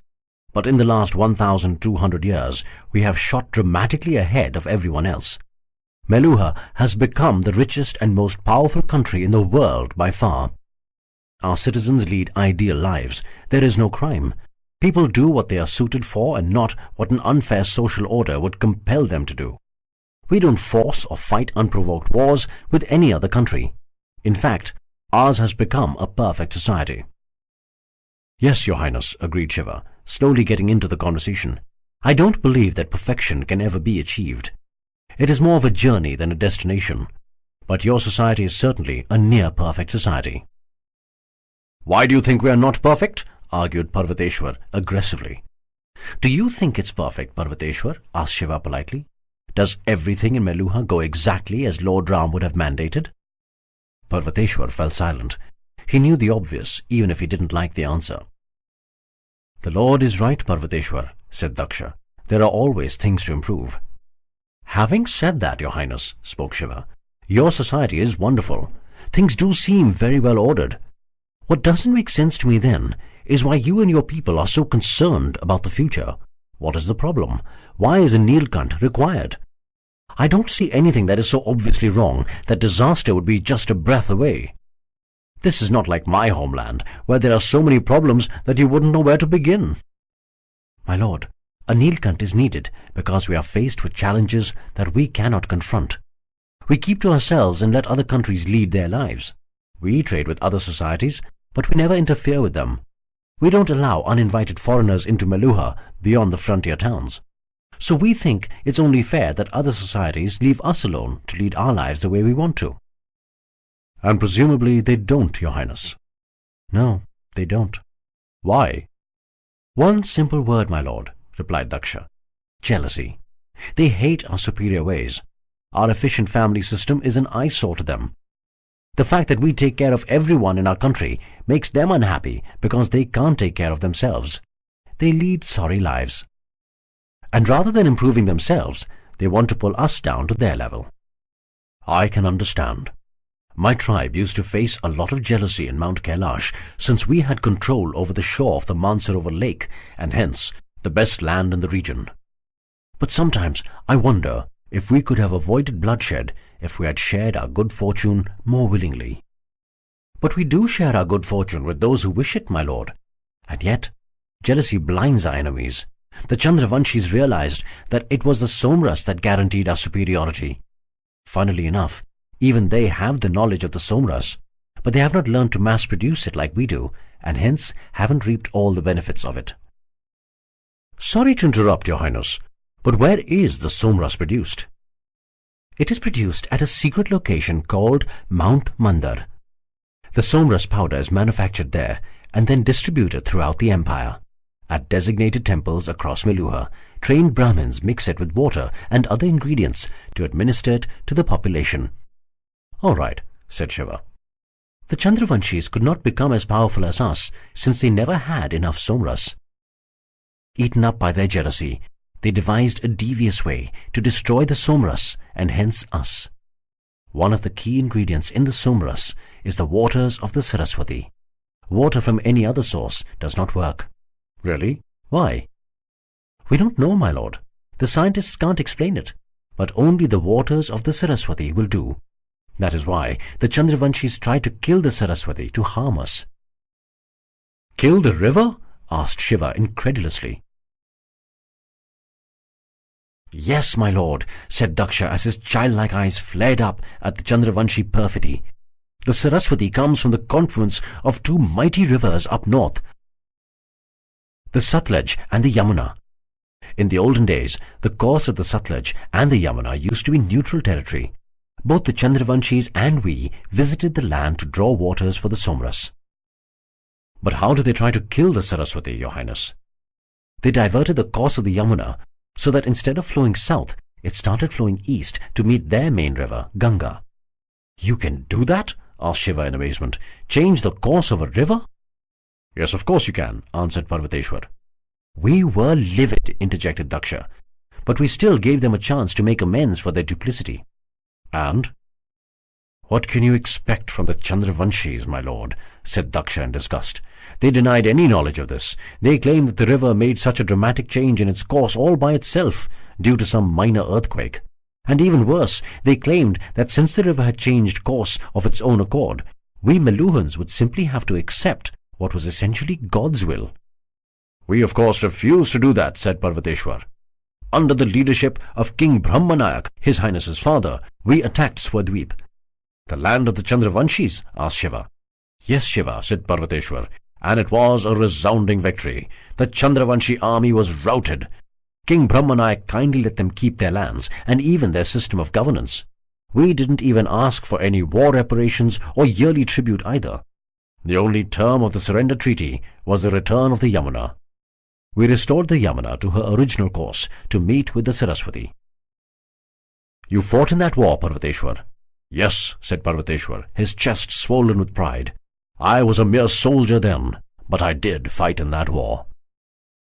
Turning to Daksha, Shiva asked, "Then what is the problem now, Your Highness?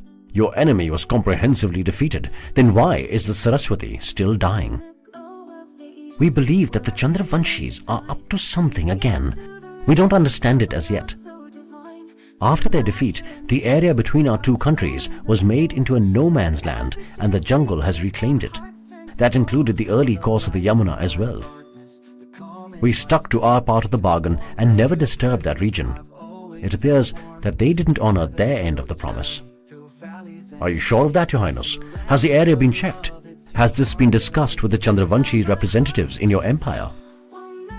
"Are you trying to say that we are lying?" countered Parvateshwar. "True Suryavanshis don't lie." "Parvateshwar," scolded Daksha angrily, "the Lord was not implying anything like that." "Listen to me, Parvateshwar," said Shiva politely. "If I have learnt something from the pointless battles of my land, it is that wars should be the last resort. If there is another solution possible, there is no harm in saving some young soldier's life. A mother somewhere would bless us for it." "Let's not fight. Wonderful. What a great savior we have," Parvateshwar muttered under his breath. "You have something to say, Parvateshwar?" barked Kanakhla. "I have told you before, you will not insult the Nilkant in my presence." "I don't take orders from you," growled Parvateshwar. "Enough!" ordered Daksha. Turning to Shiva, he continued, "I am sorry, my lord. You are right. We shouldn't just declare war without being sure. That is why I have avoided a war till now. But look at the facts of the case. The flow of the Saraswati has been slowly depleting for the last 50 years. "And the last few years have been horrible," said Kanakhla, as she controlled her tears at the slow death of the river most Meluhans regarded as a mother. "The Saraswati doesn't even reach the sea now, and ends in an inland delta just south of Rajasthan." "And the Somras cannot be made without water from the Saraswati," continued Daksha. "The Chandravanshis know that, and that is why they are trying to kill her." "What does the Swadweep representative say about it? Has he been questioned?" "We have no diplomatic relations with Swadweep, my lord," said Daksha. "Really? I thought having representatives of other countries was one of your innovative systems. It gives you an opportunity to better understand them and maybe avoid jumping into a war. I had heard of a diplomatic mission from Mesopotamia coming in 2 days ago. Then why not have this with Swadweep as well?" "You don't know them, my lord. They are untrustworthy people. No follower of the Suryavanshi way will dirty his soul by even speaking to a Chandravanshi willingly." Shiva frowned, but didn't say anything. "You don't know the levels they have sunk to, my lord.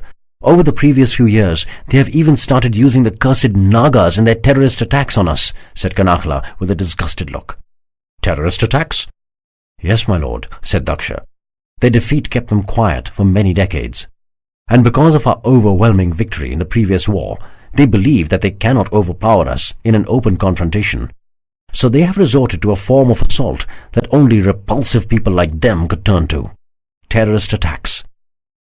"I didn't understand. What exactly do they do?" "They send a small band of assassins who launch surprise attacks on non-military but public places. Their idea is to attack non-combatants, the Brahmins, Vaishyas or Shudras. They try to devastate places like temples, public baths, areas where there may not be soldiers to fight back, but whose destruction will wreck the empire's morale and spread terror." "That's disgusting. Even the Pakratis in my land, a bunch of complete barbarians, would not do that," said Shiva. "Yes," said Parvateshwar, "these Chandravanshis don't fight like men. They fight like cowards." "Then why don't you attack their country? Finish this once and for all."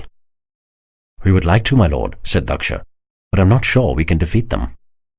Shiva observed Parvateshwar seething silently at the insult to his army, before turning towards Daksha. Why, your highness? You have a well-trained and efficient force. I'm sure your army can defeat them. 2 reasons, my lord. Firstly, we are outnumbered. We were outnumbered even 100 years back, but not by a very significant margin. But today, we estimate that they have a population of more than 80 million compared to our 8 million. They can throw a much larger army at us. Their sheer numbers will cancel out our technological superiority. But why should your population be less? You have people who live beyond the age of 200 years. Your population should be higher. Sociological causes, my lord, said Daksha. Our country is rich. Children are a matter of choice more than a duty. Parents would adopt children from the Mica system in small numbers, maybe 1 or 2, so that they could devote more attention on their upbringing. Fewer and fewer mothers are giving birth at Mica as well. In Swadweep, for the poor, children are bonded labor to supplement a family's income. The more children they have, the less poor the family. So that country as a whole has a far larger population. And the second reason for avoiding war? The second reason is something that is under our control. We fight with rules of war, with norms and ethics. The Chandravanshis do nothing like that. And I fear that this is a weakness in us that our ruthless enemies can exploit. Rules of war? Asked Shiva. Yes. For example, we will not attack an unarmed man. A superior armed person like a cavalryman will not attack an inferior armed person like a spear-wielding foot soldier. A swordsman will never attack a person below his waist because that is unethical. The Chandravanshis don't care for such niceties. They will attack whomsoever and however they find expedient to ensure victory. Begging your pardon, your highness, said Parvateshwar, but that difference is what makes us who we are. Like Lord Ram said, a person's ethics and character are not tested in good times. It is only in bad times that a person shows how steadfast he is to his dharma. But Parvateshwar, sighed Daksha, we are not under attack by people who are as ethical and decent as us. Our way of life is under assault. If we don't fight back in any which way we can, we will lose. My apologies once again, your highness, said Parvateshwar. I have never said that we should not fight back. I am eager to attack. I have been asking repeatedly for permission to declare war on the Chandravanshis. But if we fight without our rules, our codes, our ethics, then our way of life is as good as destroyed. And the Chandravanshis would have won without even fighting us. At the ringing of the Prahar town bell, the conversation was halted, as everyone said a quick prayer. Shiva turned towards the window, wondering if Sati would be dancing today. Daksha turned to Shiva expectantly. Do you need to leave, my lord? No, your highness, said Shiva, hiding the pain and confusion he felt inside. I don't believe I am expected anywhere at this point in time. At this, the smile on Daksha's face disappeared with his hopes. Shiva continued. If it's all right with you, your highness, may we continue our conversation? Perhaps we can have our lunch a little later. Of course we may, my lord, smiled Daksha, pulling himself together. I've got the story so far, your highness. While I can understand your reasons for not wanting to attack right now, you clearly have a plan in which my blue throat has some strange role to play. Yes, we do have a plan, my lord. I feel that as an emperor, my giving in unthinkingly to the righteous anger of some of our people will not solve our problem. I believe that the people of Swadweep themselves are not evil.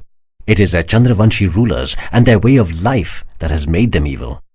The only way forward for us is to save the Swadweepans themselves. Save the Swadweepans? Asked Shiva, genuinely surprised. Yes, my lord. Save them from the evil philosophy that infects their soul. Save them from their treacherous rulers. Save them from their sorry, meaningless existence. And we can do this by giving them the benefits of the superior Suryavanshi way of life. Once they become like us, there'll be no reason to fight. We will live like brothers. This is the unfinished task of my father, King Brahmanayak. In fact, it is the unfinished task of Lord Ram. That is a big task to take on, your highness, said Shiva. It is sweeping in its kindness and reason, but it is a very big task. You will need soldiers to defeat their army and missionaries to bring them to your side. It's not going to be easy. I agree. There are many in my empire who have concerns about even attacking Swadweep, and I am putting forth a much bigger challenge to them of reforming Swadweep. That is why I did not want to launch this without the Nilkant, my lord. Shiva remembered his uncle's words, spoken many years back in what was almost another life. Your destiny lies beyond the mountains. Whether you fulfill it or run away once again is up to you. As Daksha spoke once again, Shiva refocused his attention on him. The problems that we are facing were prophesied, my lord, continued Daksha. Lord Ram had himself said that any philosophy, no matter how perfect, works only for a finite period. That is the law of nature and cannot be avoided. But what the legends also tell us is that when the problems become unsurmountable for ordinary men, the Nilkant will appear, and that he will destroy the evil Chandravanshis and restore the forces of good. My lord, you are the Nilkant. You can save us. You can complete the unfinished task of Lord Ram. You must lead us and help us defeat the Chandravanshis. You must rally the Swadweepans around to the side of good. Otherwise I fear that this beautiful country that we have, the near-perfect society of Meluha, will be destroyed in years of endless war. Will you help us, my lord? Will you lead us? Shiva was confused. But I didn't understand, your highness. What exactly would I do? I don't know, my lord. We only know our destination, and that you will be our leader. The path we take is up to you. Bloody hell! They want me to destroy the entire way of life of 80 million people by myself. Are they mad? Shiva spoke carefully. I empathize with your people and their hardships, your highness.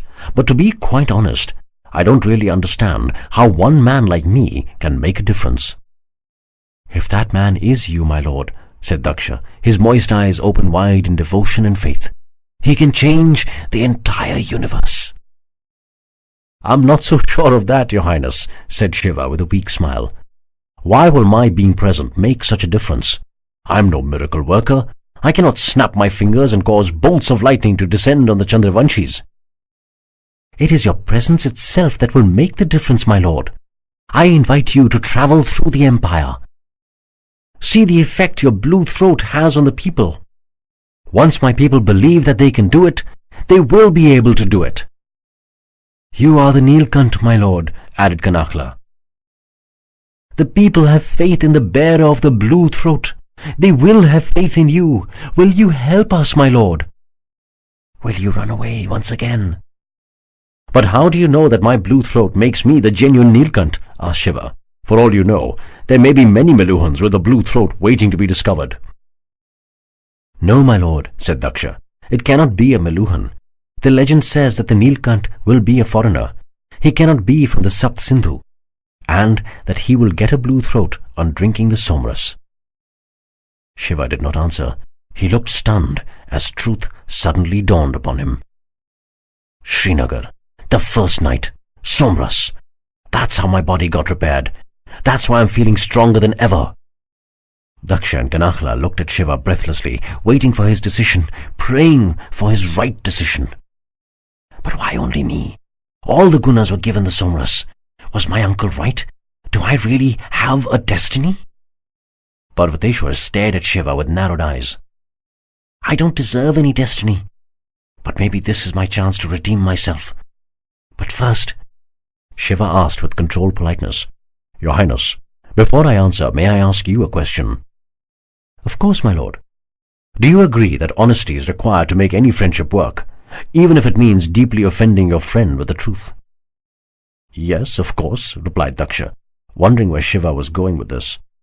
Complete honesty is not just the bedrock of an individual relationship, but of any stable society, interjected Parvateshwar. I couldn't agree more, said Shiva. And yet, Meluha wasn't honest with me. Nobody said anything. Shiva continued in a courteous but firm tone. When my tribe was being invited to come to Meluha, we had the impression you wanted immigrants because you needed people to work, and I was happy to escape my benighted land. But now I realize that you were systematically searching for the Nilkant. Turning to Nandi, Shiva said, We weren't told that a medicine called the Somras would be administered to us as soon as we entered. We weren't told that the medicine would have such effects. Nandi looked down with guilty eyes. His lord had the right to be angry with him. Turning to Daksha, Shiva continued, Your Highness, you know that the Somras was probably administered to me on my first night in Kashmir without my knowledge. "I am truly sorry about that dishonesty, my lord," said Daksha with his hands in a penitent namaste. "It's something that I will always be ashamed of. But the stakes were too high for us, and the somras has considerably positive effects on your body. It doesn't harm you in any way." "I know.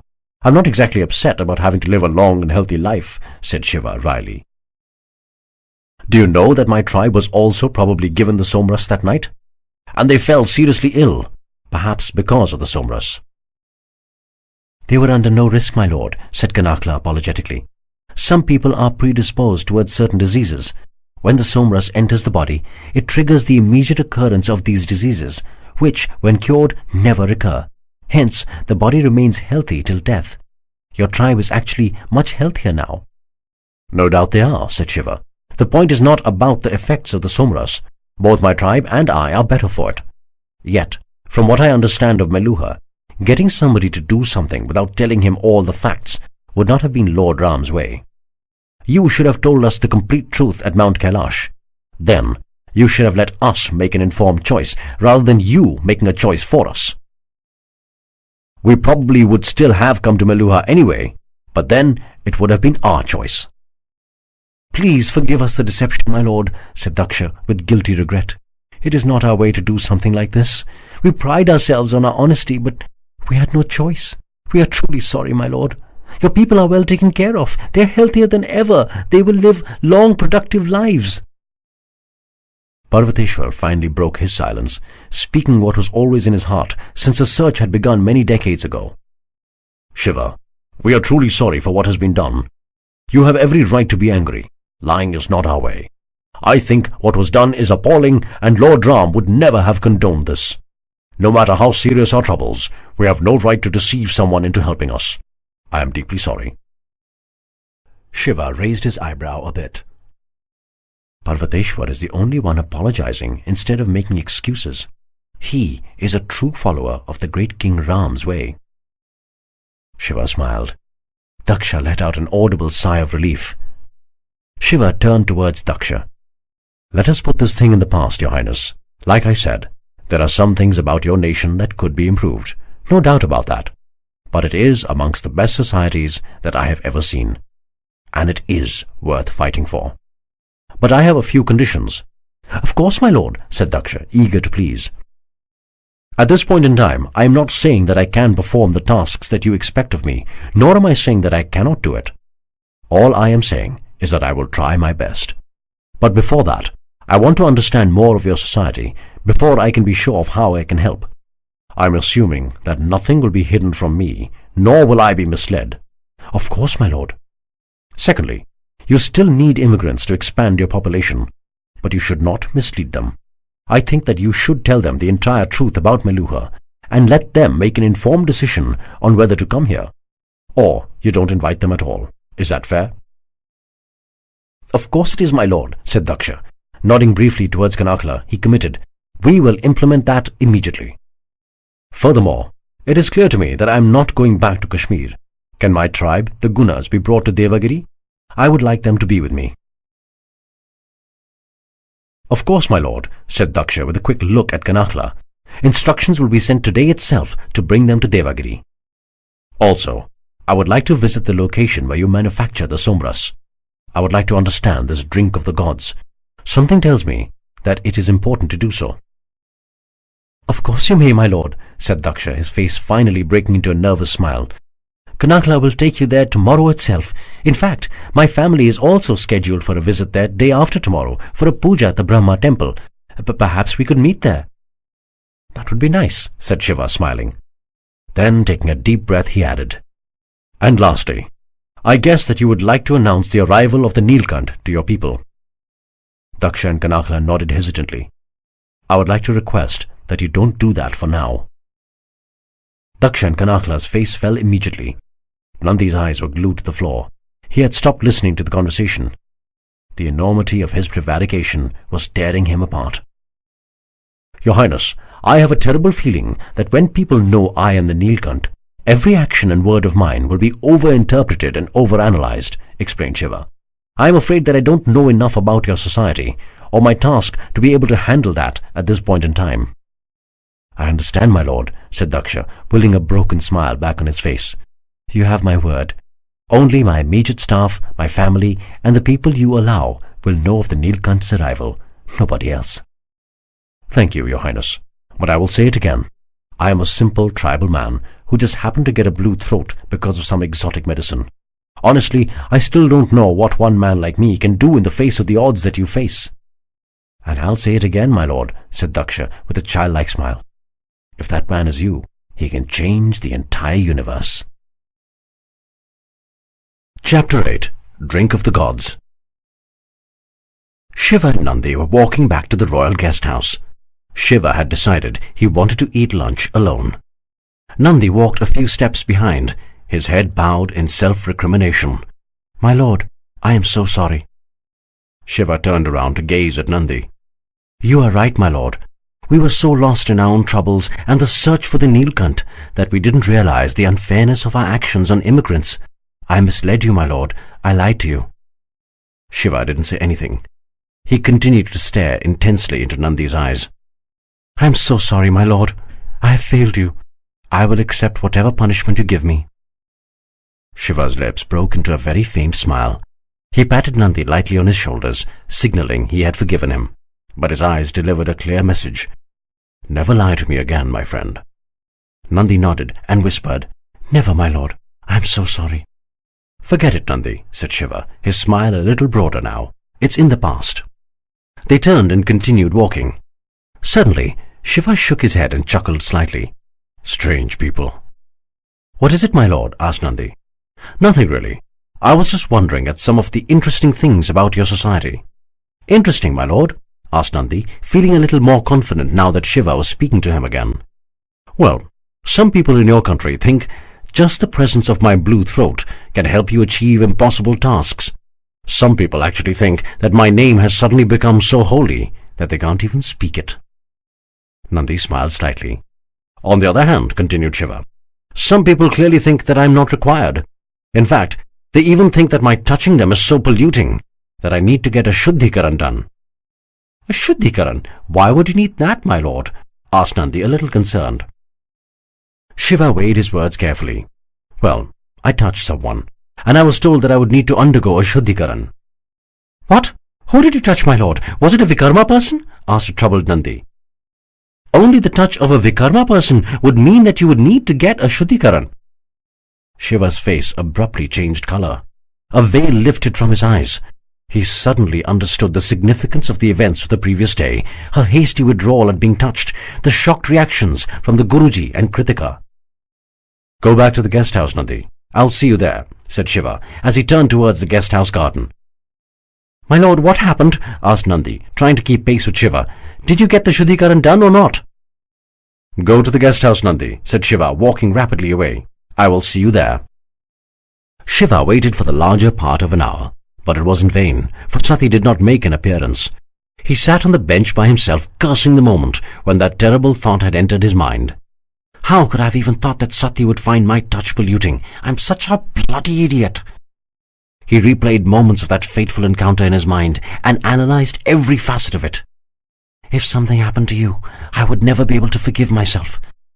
What did she mean by saying that? Does she have feelings for me?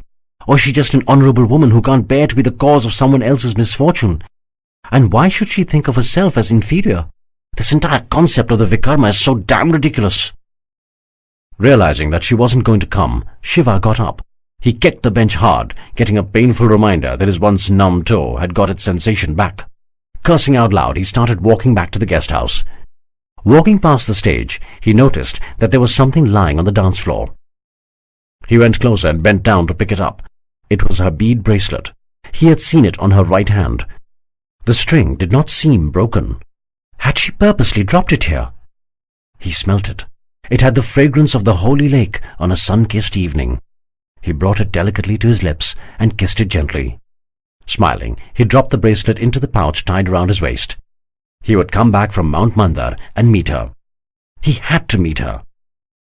He would pursue her to the end of the world if required. He would fight the entire human race to have her. His journey in this life was incomplete without her. His heart knew it. His soul knew it. "How much further is it, Madam Prime Minister?" asked Nandi, behaving like an excited child. A visit to the mythical Mount Mandar, the hub where the drink of the gods was manufactured, was a rare honor for any Meluhan. For most Suryavanshis, Mount Mandar was the soul of their empire. For as long as it was safe, so was the Somras. "It's only been an hour since we left Devagiri, Captain," said Kanakla, smiling. "It's a day's journey to Mount Mandar." "Actually, because of the blinds on the carriage windows, I can't see anything outside, and I can't tell how much time has gone by since I can't see the sun either. That's why I was asking." "The Prahar lamp is right behind you, Captain. The blinds are down for your protection." Shiva smiled at Kanakla. He could understand that the blinds were not for their protection, but for the safety of Mount Mandar, to keep its location secret. Very few people knew of its exact location. There was an elite team of soldiers called the Rishthanemi who protected the road to Mount Mandar and the travelers on it. Except for the scientists of Mount Mandar, the Rishthanemi, and any person authorized by the emperor, nobody was allowed to the mountain or to know its location. If the Chandravanshi terrorists attacked Mount Mandar, all would be lost for Meluha. "Who would we be meeting there, Kanakla?" asked Shiva. "My lord, we would be meeting Brahaspati. He is the chief scientist of the empire. He leads the team of scientists who manufacture the Somras for the entire country. Of course, they also conduct research in many other fields. A bird courier has already been sent to him, informing him of your arrival. We will be meeting him tomorrow morning."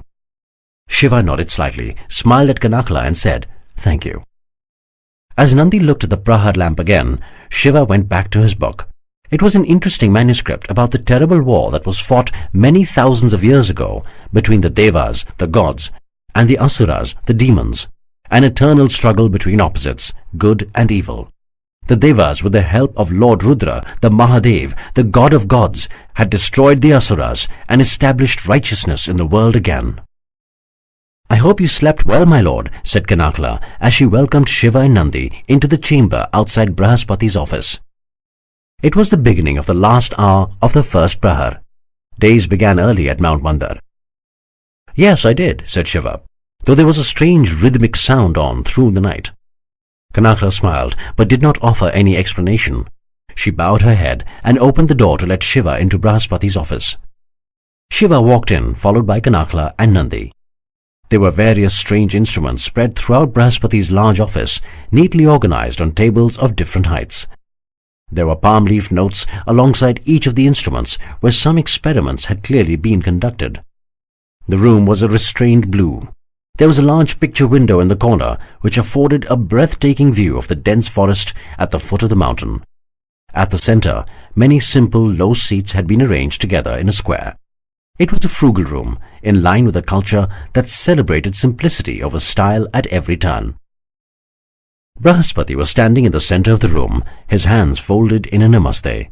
Of medium height, much shorter than Shiva, his wheat-colored skin, deep-set eyes, and well-manicured beard gave Brahaspati a distinguished appearance. A clean-shaven head except for the choti and a serene expression gave his face an intellectual look. His body was slightly overweight. His broad shoulders and barrel chest would have been markedly pronounced if they had been exercised a bit. But Brahaspati's body was a vehicle for his intellect, and not the temple that it is to a warrior or kshatriya. Brahaspati wore a typical white cotton dhoti and an angvastram draped loosely over his shoulders. He wore a janeyu tied from his left shoulder down to the right side of his hips. "How are you, Kanakla?" asked Brahaspati. "It has been a long time." "Yes, it has, Brahaspati," said Kanakla, greeting Brahaspati with a namaste and a low bow. Shiva noticed that the second amulet on Brahaspati's arm showed him as a swan, a very select chosen tribe among Brahmins. "This is Lord Shiva," said Kanakla, pointing towards Shiva. "Just Shiva will do, thank you," smiled Shiva, with a polite namaste towards Brahaspati. "All right then, just Shiva it is. And who might you be?" asked Brahaspati, turning towards Nandi. "This is Captain Nandi," answered Kanakla, "Lord Shiva's aide." "A pleasure to meet you, Captain," said Brahaspati, before turning back to Shiva. "I don't mean to sound rude, Shiva, but would it be possible for me to see your throat?" Shiva nodded. As he took off his cravat, Brahaspati came forward to examine the throat. His smile disappeared as he saw Shiva's throat radiating a bright blue hue. Brahaspati was speechless for a few moments. Slowly gathering his wits, he turned towards Kanakla. This is not a fraud. The color comes from the inside. How is this possible? This means that— Yes, said Kanakla softly, with a happiness that seemed to emanate from deep inside. It means the Nilkant has come. Our savior has come. Well, I don't know if I'm a savior or anything like that, said an embarrassed Shiva, retying the cravat around his throat. But I will certainly try my best to help your wonderful country. It is for this reason that I come to you. Something tells me that it is important for me to know how the Somras works. Brahaspati still seemed to be in a daze. He continued to watch Shiva, but his attention seemed elsewhere. He appeared to be working out the implications of the true Nilkant's arrival. Brahaspati, said Kanakla, as she tried to call the chief scientist.